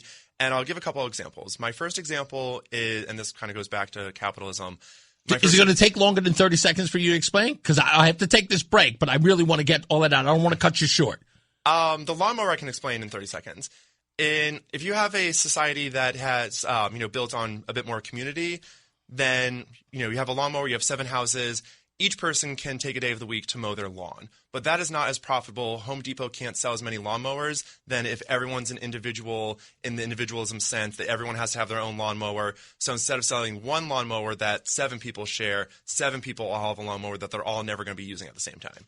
And then I have another thing to add after we get back. We'll talk a little bit more about this. I think again, like I said, I get a lot. It was like, why are you talking to this progressive guys and the parents on the left? I think you guys are fascinating, and I like challenging your point of view because you get to challenge mine as well. We're here with Andrew Rice. He is a Democrat candidate, I'm assuming you are, you're still a candidate, running against Rosa DeLauro in the 3rd District. More with him when we return. You don't want to miss the rest of this. Mark Christopher's back. He is in the BPS Lawyers Traffic Center. Hey, Mark. It's Reese on the radio on News Talk 1080 WTIC. I'm not going to lie, Andrew. I want to keep you here longer, but you have another commitment at 6 o'clock. I promise I won't keep you for enough. So those of you who are listening to Andrew today who are going to be, where are they going to be? In Hamden what? The Miller Memorial Library on Dixwell Avenue in Hamden. Tomorrow's the last day to hand in signatures for the Democratic petition. So we're going to be out there for a few hours tonight. Okay. If anyone wants to come sign the petition, all right, that's where I'll be. Well, if you're a little late, blame me. I will blame you. Okay. And if they're listening, blame me, folks, because I find Andrew's, just his point of view, fascinating. Again, we don't have to agree for me to find him fascinating and want to talk to you. I'm going to bring you back. I knew I was going to say it. I got to bring you back. Because there's so many issues in our world that we don't get, you and I, or at least the people that we associate with politically, I could go into these sort of circular, echo chambers all day and I get bored immediately. I like being in a room with people I disagree with, to just hash it out, to have conversations, to see if what I believe holds up, whether or not what you believe holds up. Just in that sort of roundabout of conversation, we learn so much about what people think, and we don't have to make assumptions. I mean, this is the hallmark of science: collaboration, disagreement, discussion. Deciding whose hypothesis holds more weight, testing that hypothesis, observing a result, and coming to a conclusion. So you're just basically talking like a scientist.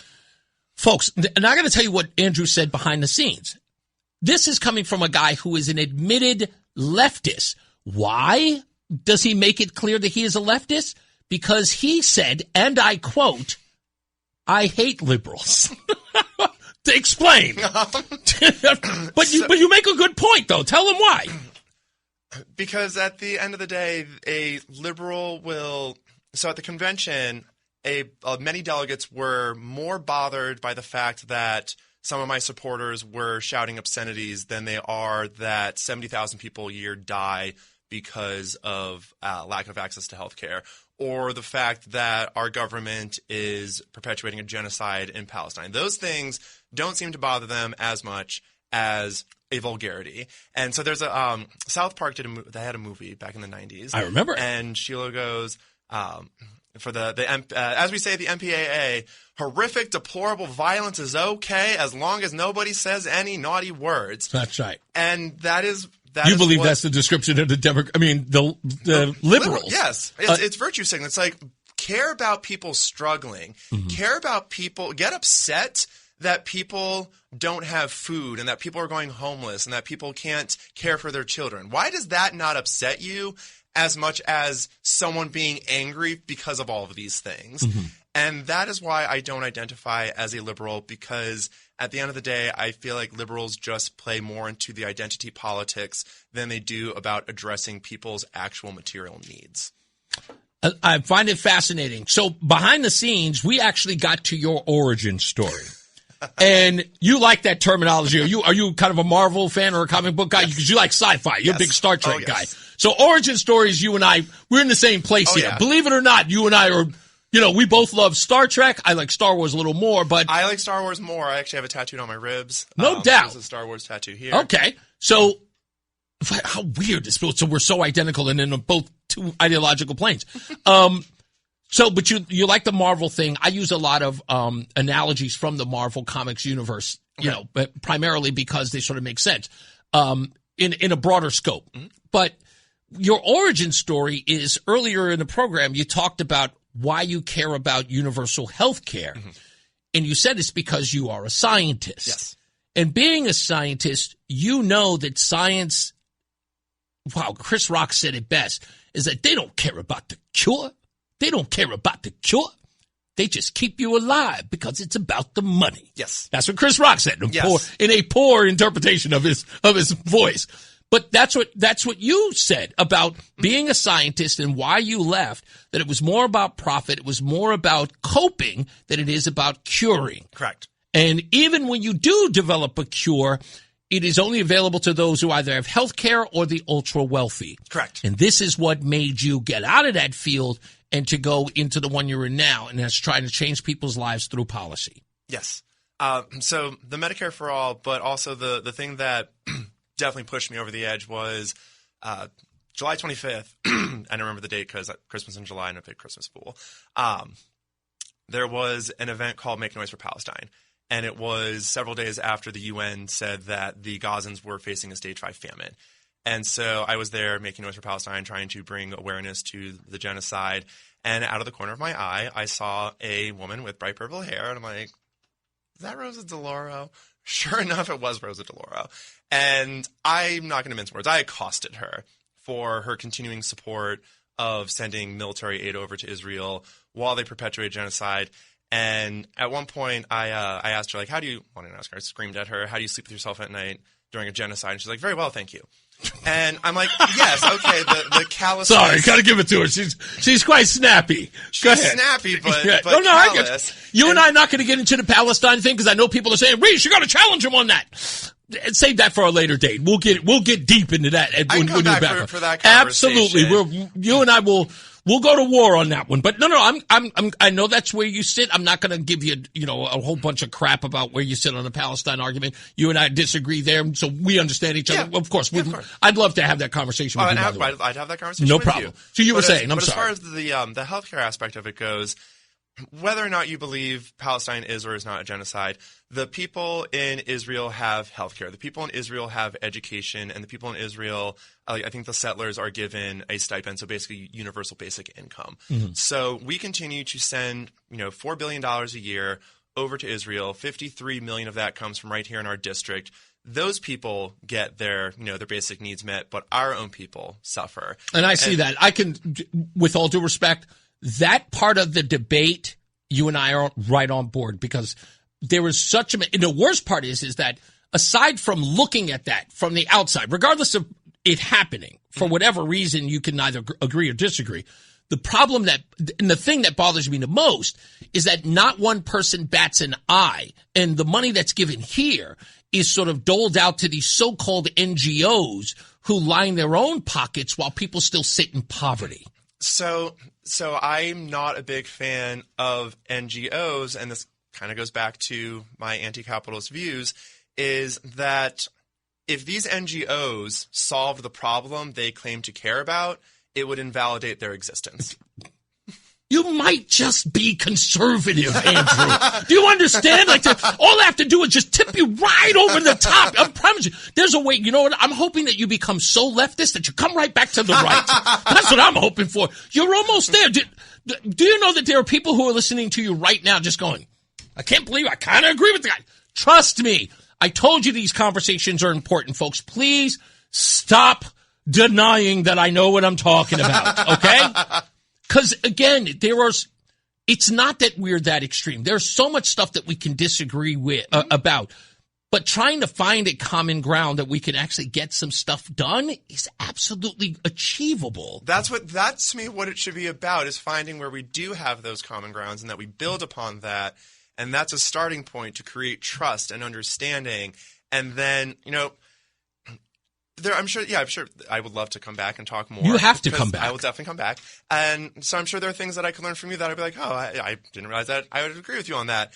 And it's okay to change your mind. It's so one of my favorite characters from Christmas is Yukon Cornelius, because the little Hermie guy goes, gold or silver, I thought you liked gold. And he's like, well, I changed my mind. And that really taught me that, so you can like one thing, think a certain way, and then have new information come to light and be like, oh, you know what?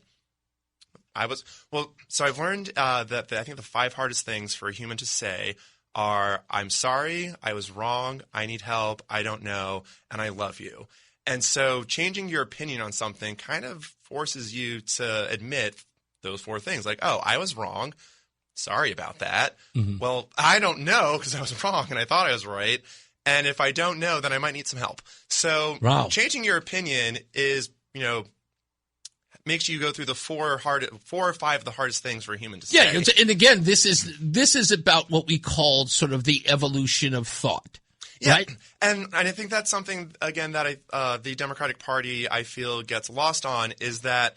So I was one day I was holding up one of my banners over the highway, well, not over the highway, pressed up against the thing and want to break state law. And a Republican came up to me and asked me about ICE, and I said, like, I think ICE should be abolished. And he started getting into immigration, and then I started talking to him. He's like, you know what? You're the only Democrat that I've met that just didn't completely write me off for just disagreeing with you. And I'm like, people need to be given an opportunity to learn and grow and understand. And if you're just going to approach them and accost that, well, I shouldn't say the word accost because I just, accosted Rosa DeLauro. So maybe I'm inconsistent myself sometimes. But just because someone has a differing point of view doesn't necessarily mean that they are a bad person. They just might not know any better. They might not have been given an opportunity.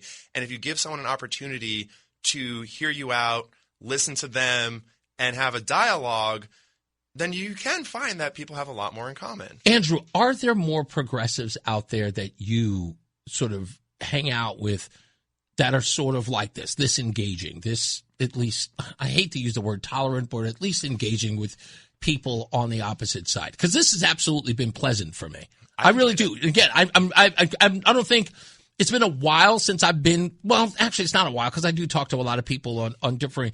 It's always an enjoyable conversation because people say things like, "Reese, you have such patience." I do because I really want to learn, and I think for me, it's I guess the curiosity and wishing to understand. But are there more people out there that you can introduce me to that we can have these conversations with? I hope so. The other congressional candidates I think are pretty open-minded. People like Kyle Gauck, Joseph Caputo, Ruth Fortune, and at the end of the day, I think one of the biggest issues right now with both parties is that they are beholden to corporate interests. And so, when we keep sending money overseas to bomb Iran and bomb Cuba and just bomb all these places, and we only have money for war. Well, then you look at people like Rosa DeLauro, and she takes money from Boeing, Lockheed Martin, General Dynamics, L3 Harris, Electric Boat, maybe not Electric Boat, Raytheon, and just like, well, of course they keep all voting for war, and of course they keep sending all of our resources overseas because that's what's most profitable to the people that are giving them the most money to run for office. I will tell you that another thing that I should say that you and I find common ground on is the fact that we have what's only been considered lately this ruling class that no longer serves the people. They've forgotten that it is us in charge and they serve us, right? They are our servants, not the other way around. And stop treating us like the, plebes or, I guess just the peasants, if you will. Well, you and I agree there. Yeah. I mean, this is what the Democratic Party just did to the Democrats in the 3rd Congressional District. They're like, you know what? We know better than you on who our nominee should be. Mm-hmm. We don't need to have her tested. She's going to be the one that you vote for in November because we know better than you. Mm-hmm. And people have gotten sick and tired of that. People want a choice in who they have represent them. They want to say. And that is all we were asking for at the convention, was to give the Democrats in the 3rd Congressional District a choice in who they have represent them moving forward in the general election. And at the end of the day, I kind of feel like it's a bit cowardly that, the Democrats Trump bad. Yeah. Trump bad. We're gonna fight Trump. We're gonna stop Trump. Why should we trust you in that if you can't even have a debate with someone who has been in the political realm for less than a year? Yeah. You are too afraid to face someone like me in a primary challenge, but somehow we're supposed to have faith that you're not going to be afraid challenging someone who's going to come at you at a much harder rate with much harder things to say. I mean, look what happened with her and Lee Zeldin. Yeah. I think one of the problems that's happening politically here in all of this, especially the argument that I made even on the Republican side, was that, and I made this back in February when everyone was saying that Aaron Stewart was going to be the candidate. I was the only person here saying, really? You think so, huh? And they all called me crazy. And then I was right. And then they all go, well, okay, maybe he knows what he's talking about.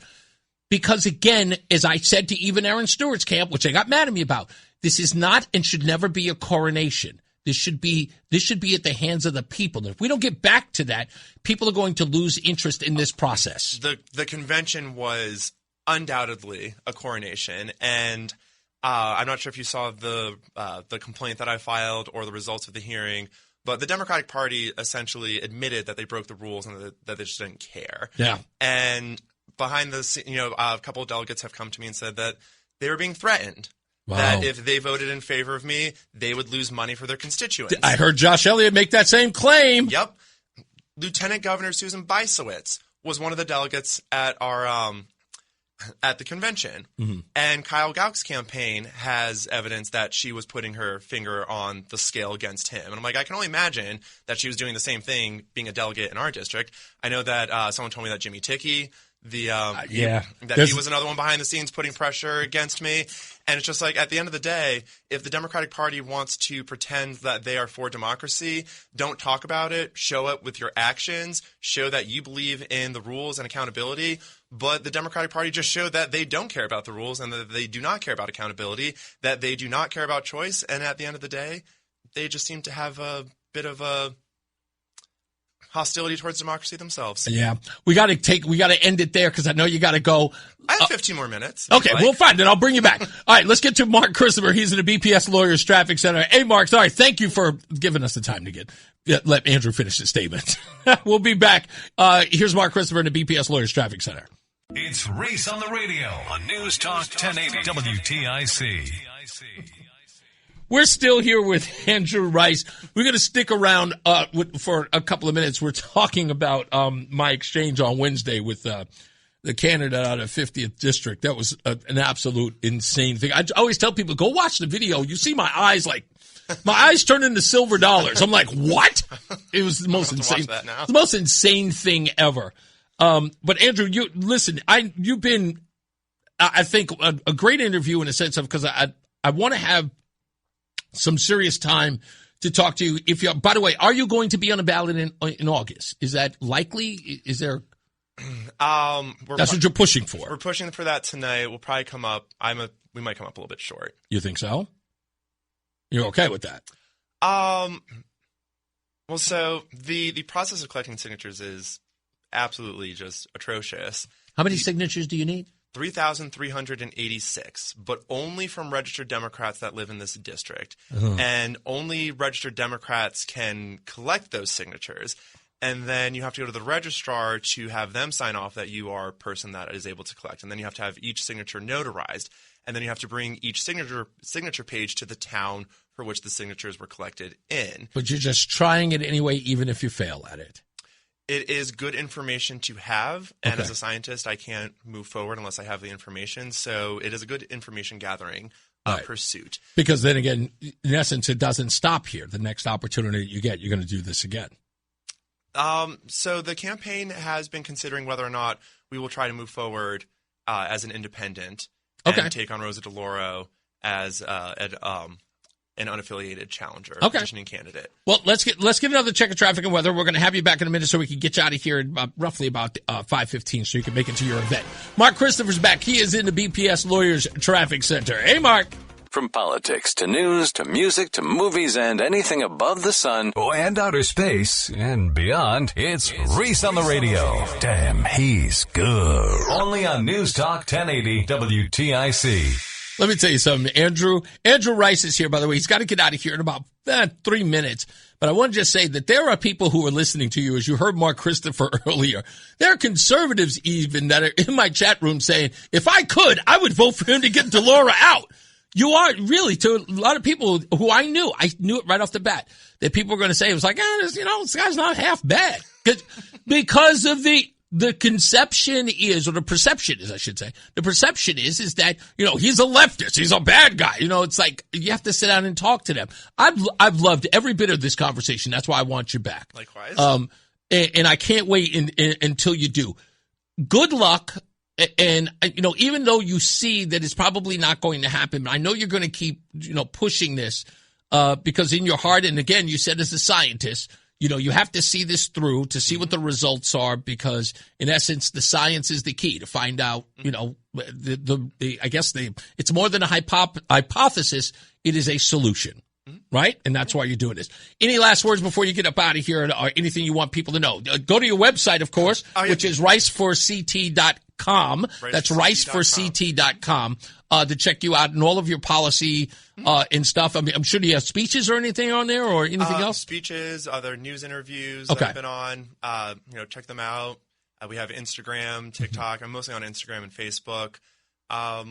Leave comments, leave hate comments.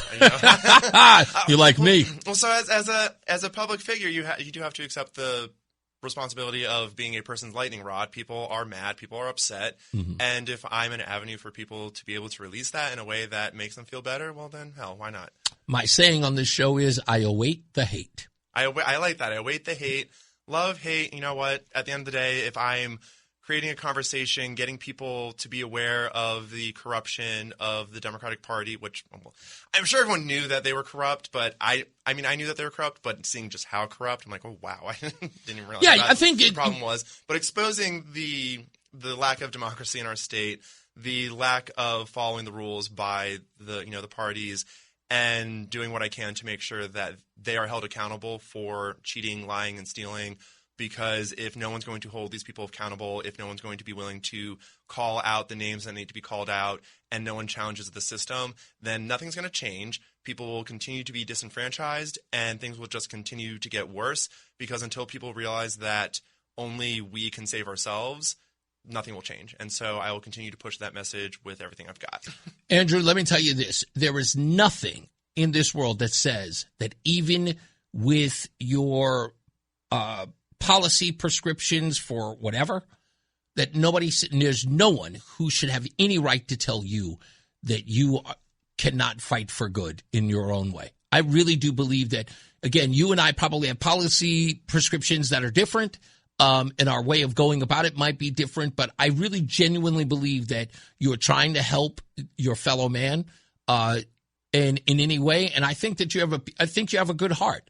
Thank you. And I see that in you. It's just the way in which you engage me. You're not a hateful person. You just believe that you should be the things that we should be angry about. We're not angry about enough. And you're getting involved in the fight. You're not standing on the sideline screaming and hollering, although you might do it now and again to Rosa. But you're still, you know what, you're doing anything and you're making the sacrifice. You left your job, and took your life savings and, just spent all of that, even your 401k, because you thought you were fighting for good. And I'll tell you this before you get out of here, as I tell everybody, stop telling everybody in the world what they should do. You have to start with yourself. You have to set an example. And I give you props for doing that, setting the example that you want for the world, actually making the sacrifice you want the rest of us to make. You got skin in the game. That means something to me. It does. That. All right. Good to hear. It really does. It really does. Because I said, nobody should be able to tell you that you can't fight for your own good. Because I don't think that you're doing it with malice. I think you really do believe that you can make a change for good. You and I won't agree, but maybe, you know what, if you and I hang out enough, we'll get on the same page and maybe we can help each other do good for everybody. Well, I'm coming back, so. Without a doubt. We appreciate you. I don't have a commercial break here, but you go on. You get out of here, come over here, shake my hand. Absolutely. And I will definitely say thank you, buddy. All right, we'll talk soon. Are you hugging? Yeah, what the hell? I'll take a hug. Why not? There he goes. Thank you, boss. This was really, great. Really appreciate it. Thank you. Andrew Rice, ladies and gentlemen. We'll give him a round of applause as he walks out. Thank you, man. So I know, again, it sounds crazy. Reggae Don said he should run as a Republican. He didn't meet any of your Democrat sort of ideology at all. The guy wants to give free health care. That's right up your alley, Reggae Don. That's right up your alley. Why wouldn't you want... I don't agree with that whole stuff, but this guy sounds more and more like the left. You know what? Let me take this call real quick. Kim in Cromwell, long time no hear from. How are you, Kim? Yes. Well, where to start on this guy? Where to start? Yeah, I know. If I was still in the 3rd district, honestly, though, what I just heard, I'd have to go with DeLauro. Okay. The present-day Democrats, other than Bernie, don't like to show all their true colors on it. Mm-hmm. But first of all, he seems to not understand the science, and he should study Thomas Sowell, Milton Friedman, that communism has never worked for anybody, no matter how hard in your heart or emotions you think you can make it work. there is just too many people and too much demand on the given supply. Mm-hmm. We work by a series of transfer payments, and it's backfiring on us now because now the middle class now is really at its threshold now. You can't keep taking from us Indeed. And spread it around to think that, oh, maybe we should 10 people should share one lawnmower. That's focus. And it really is very Kim, what he said behind the scenes was interesting in this regard. It's like he says he doesn't have a real problem with capitalism. What he has a problem with is the present day capitalism based in profit. And profit he has an issue with. And again, that drags itself into a long conversation, which we never would have had time for. Yeah. Because in essence, that's where his point was that it is a profit-based capitalism. But again, profit is indeed made so that we can pay for overhead. And in essence, to expand capitalism so that others can work inside this, inside that capitalist system. In essence, what happens when a Home Depot grows in profit? They build more Home Depots to give more people careers. It's like they don't look at it from that perspective. Well, see, that's the thing, and that is what they have a problem with in general is profit. And lawmakers should not be the ones to decide what is comfortable. What we're missing in the capitalist conversation is the religious aspect. It becomes more about money and greed. So our ministers maybe need to step up more to the plate, just the way all our scams and the way they set prices on so many things. And we're a very consumption-oriented society. That, to me, is a spiritual void there that needs to be reckoned with. But the way the Democrats would do it, it sounds like he just wants to be Santa Claus 3.0. We're going to give you stuff. Notice Lamont is doing this in an election year. And that does a lot of harm to humanity in this way. My famous quote is, give a man a fish and he can eat for a day. Okay? Give him a fishing pole, he can eat for a lifetime. And that's where those parties don't want to do. They have their own insecurity that they want to be seen as saints, benevolent, to do the work of our Lord. And they don't want to see people have skills, a background to go to work, come home, have a house, whatever it is. They just want to take the credit and say, see, I solved poverty. Yeah. They haven't solved poverty. They never will. There. And on his health care part, again, where I criticize both parties on this, and it still remains a problem here, is you can't make health care correspond to a business science. Because humans will always get sick and injured, and you have to deal with that. Right. Okay. Now, we do have to be more proactive with regard to health in our society. Right. But it would always lead to rationing if you think that the government is going to pay for all your health care. There are other competing things in the budget. So eventually, maybe it covers a broken arm, but don't think it's going to cover a fancy disease. Those therapies will be out of reach. That's right. And that's what they absolutely refuse to understand on the Republican side. And I am very critical of them on this because the party that's conservative, of course, doesn't like to change either. Right.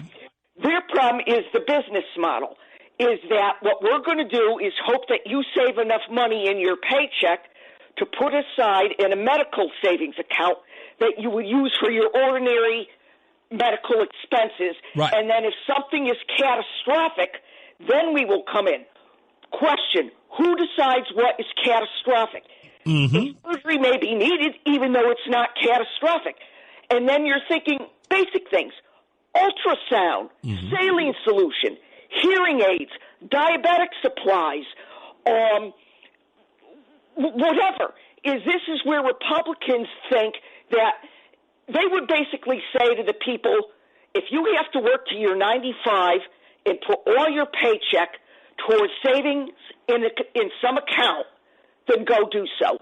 They don't get it. What I don't see is any empathy there for the so-called moral majority. Is they don't get it either. Yeah. I think what we have to do is go back somehow to the nonprofit system. Oh, you know what? That's a deep conversation. 1960s, 1970s. It's the only feasible way. You know what? That's such a long conversation.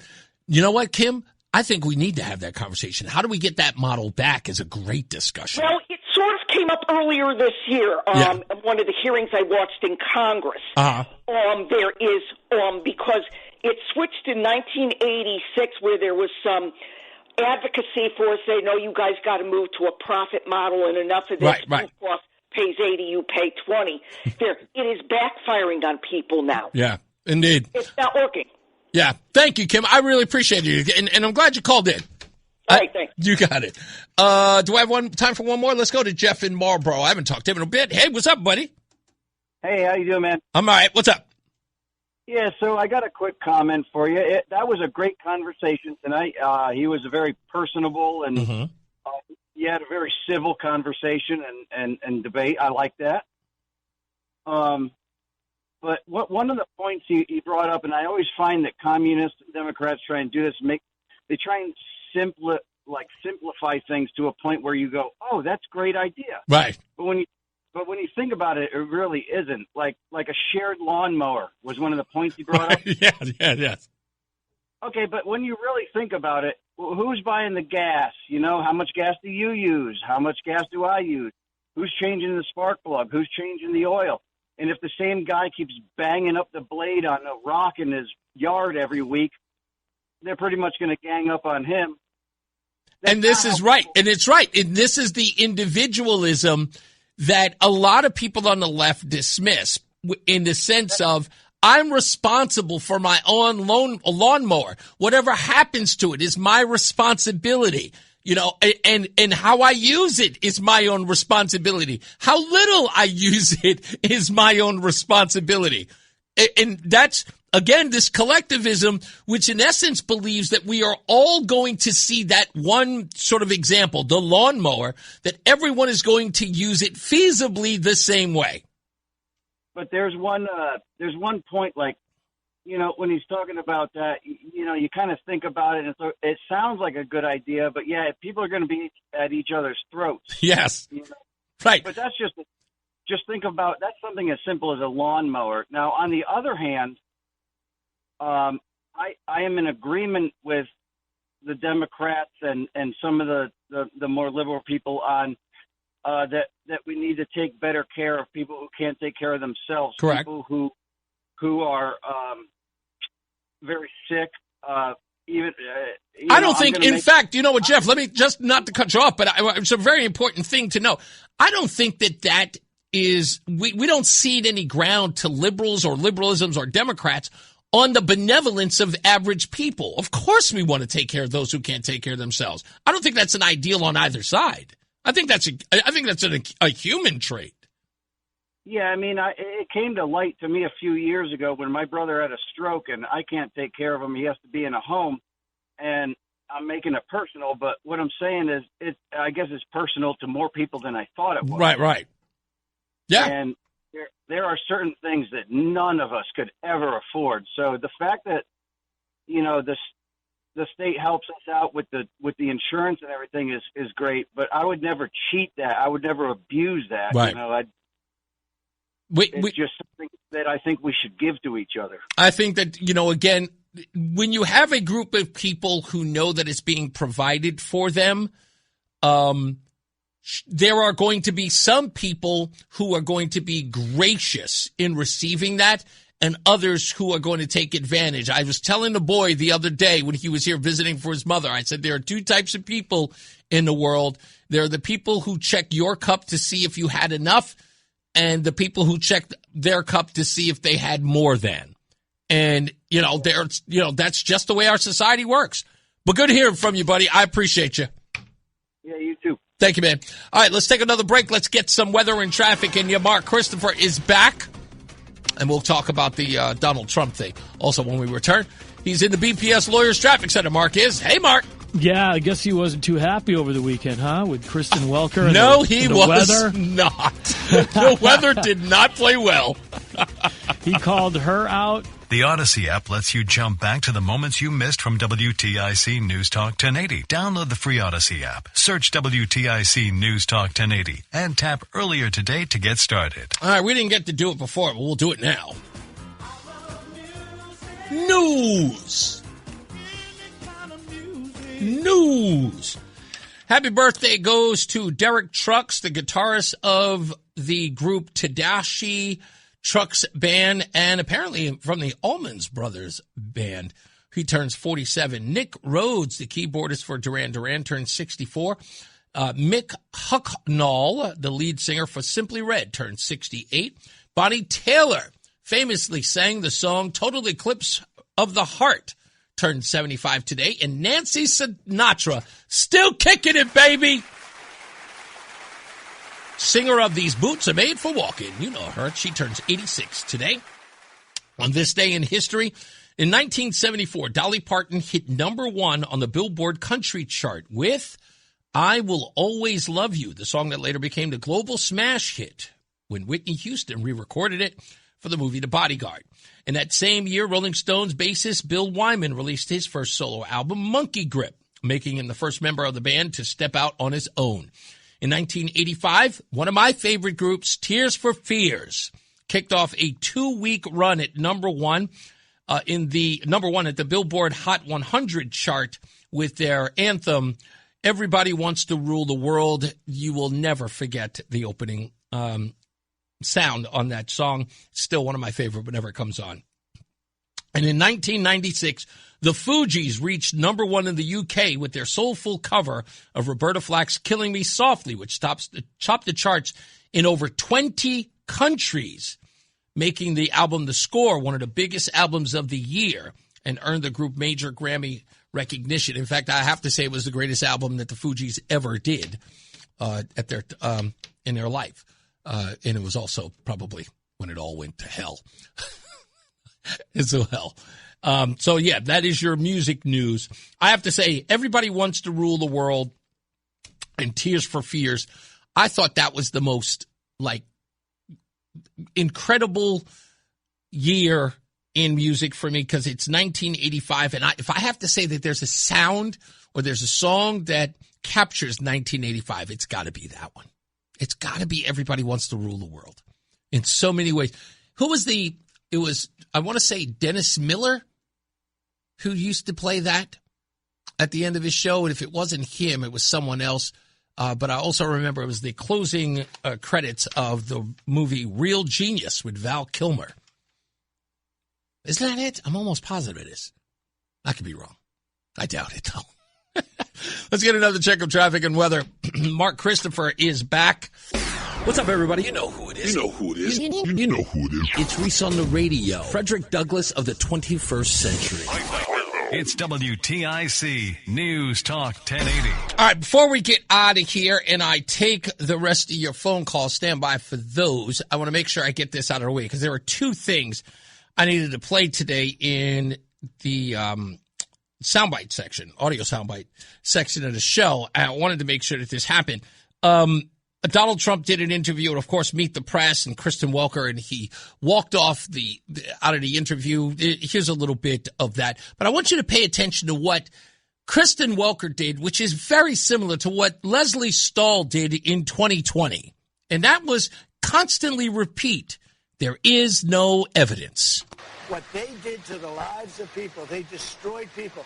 They sent people to jail who did nothing wrong. Right, just to be very clear, there's no evidence of what you're saying. But there's let me ask you about Todd Blanche.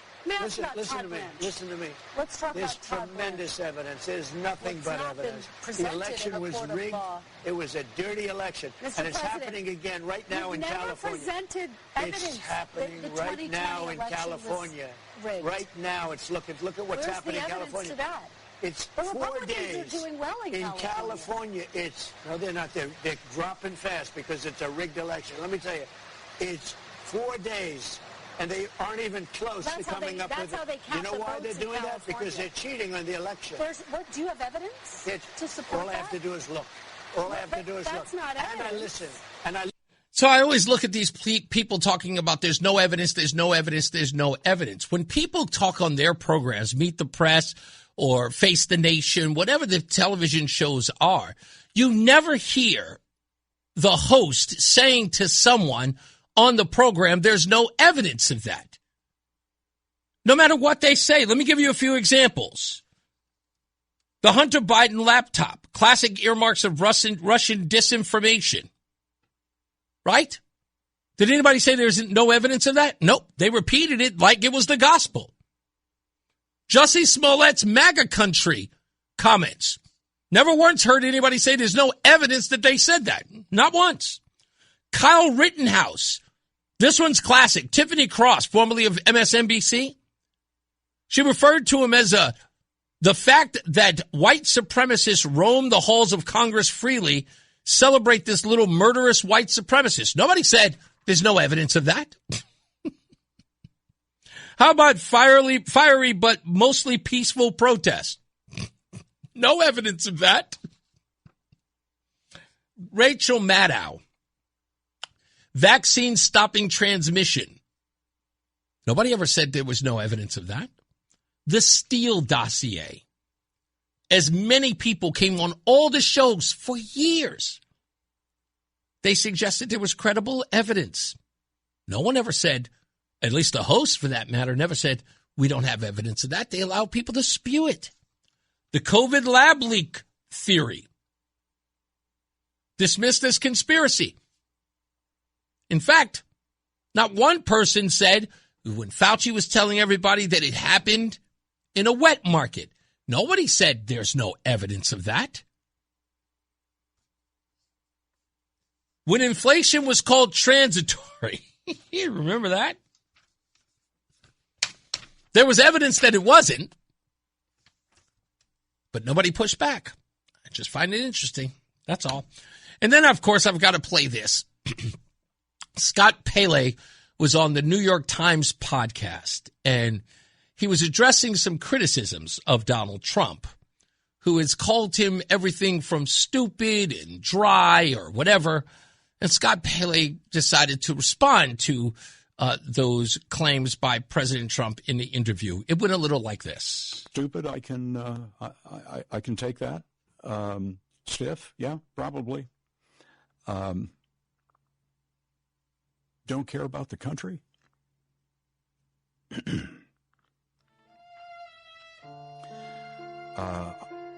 I've never worn the uniform,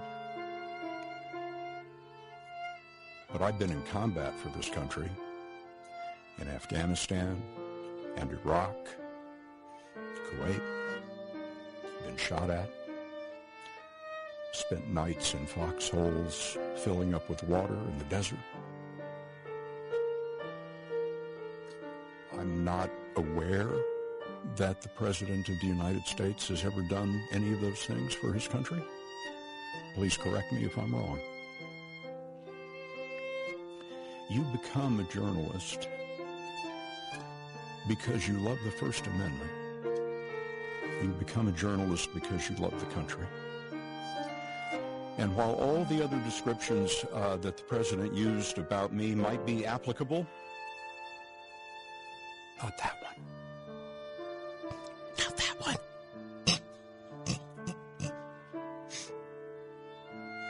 There is no democracy without journalism. It can't be done. And that is why I am a journalist. That is why I'm a journalist. I'm a journalist, damn it.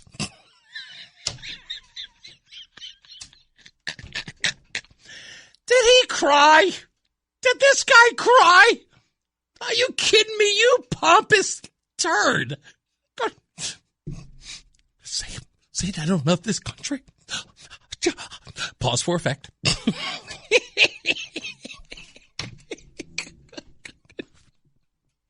I can't. This is I couldn't believe it. I'm sorry. Oh, by the way, the New York Times did not provide the Bill Bixby hitchhiking music. That was all me. I don't want you to think that they played that for them. I was like, that was totally Reese on the radio. I thought it was appropriate. Didn't that sound like it went, Roland? Didn't that sound like it belonged there? Didn't that? It was perfect. There was violin. Feeling sorry for him. Ugh. It's just absolutely despicable. Let me get to the phones. Joe is in Newington. Hello, Joe. Hey, Reese. How's it going? Pretty good, sir. What's up? So I was at Celebrate West Hartford this week, and I live over in Newington. And I know I missed it. I so hate that I missed it.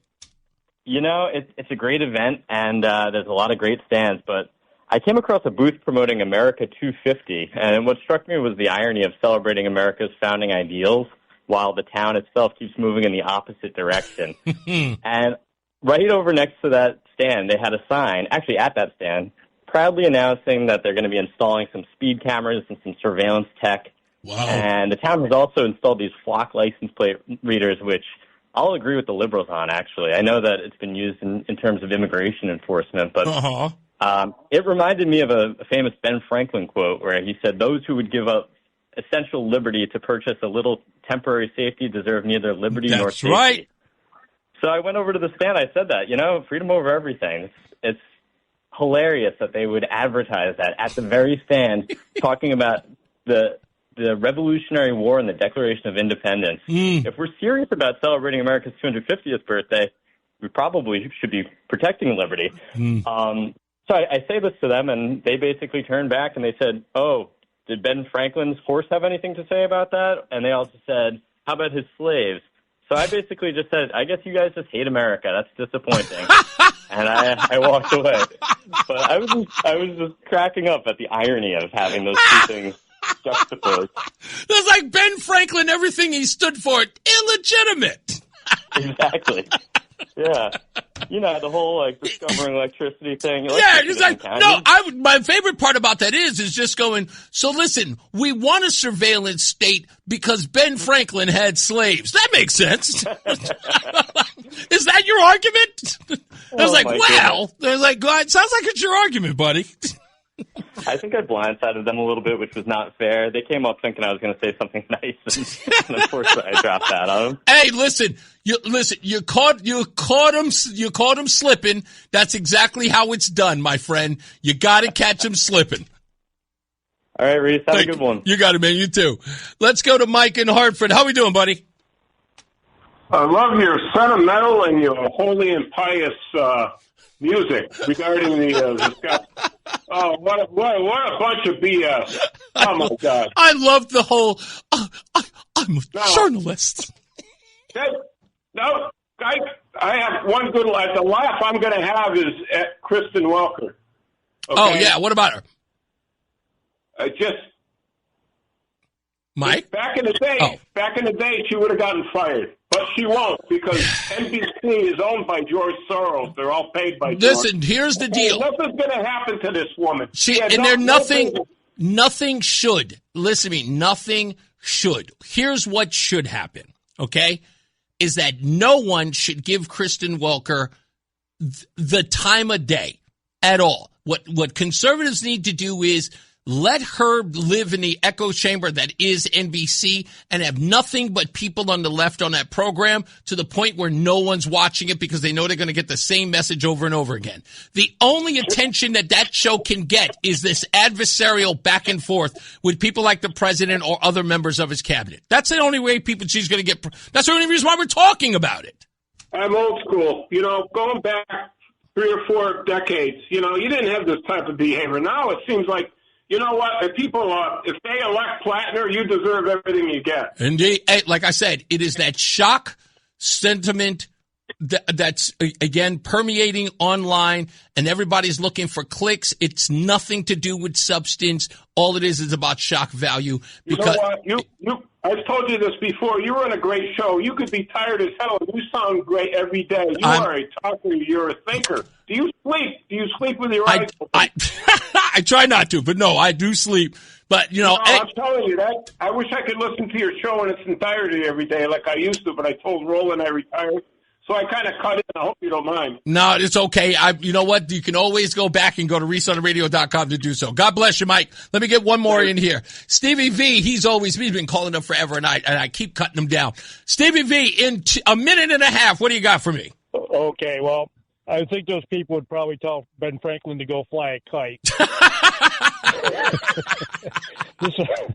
That interviewer was not like, Larry King by any means, even though he leaned left. Yeah. He would talk to people. She's talking over him as they're going back and forth. She didn't pause to, bring up her point. I think it was a very lousy interview on her part. I think because they don't understand their role. They believe that as journalists, their role is to be sort of the antithesis of Donald Trump or be his adversary in that they are now a member of Congress in some way, sort of adversarial to the president of the United States. They would never do that with someone on their own side, and you know it. Exactly. Really quick there, that police shooting in Hartford. Yeah. I had a relative that married into a family of a pretty prominent person that his wife cheated on him. He took a gun someplace, whatever. I think he wanted death by suicide. He got shot by the police. I don't think anybody ever, tried to sue or anything like that. I mean, he was in the wrong. Right. It was going back probably about 20 years ago in Southbury. And I just think that police officer was justified in what they're doing.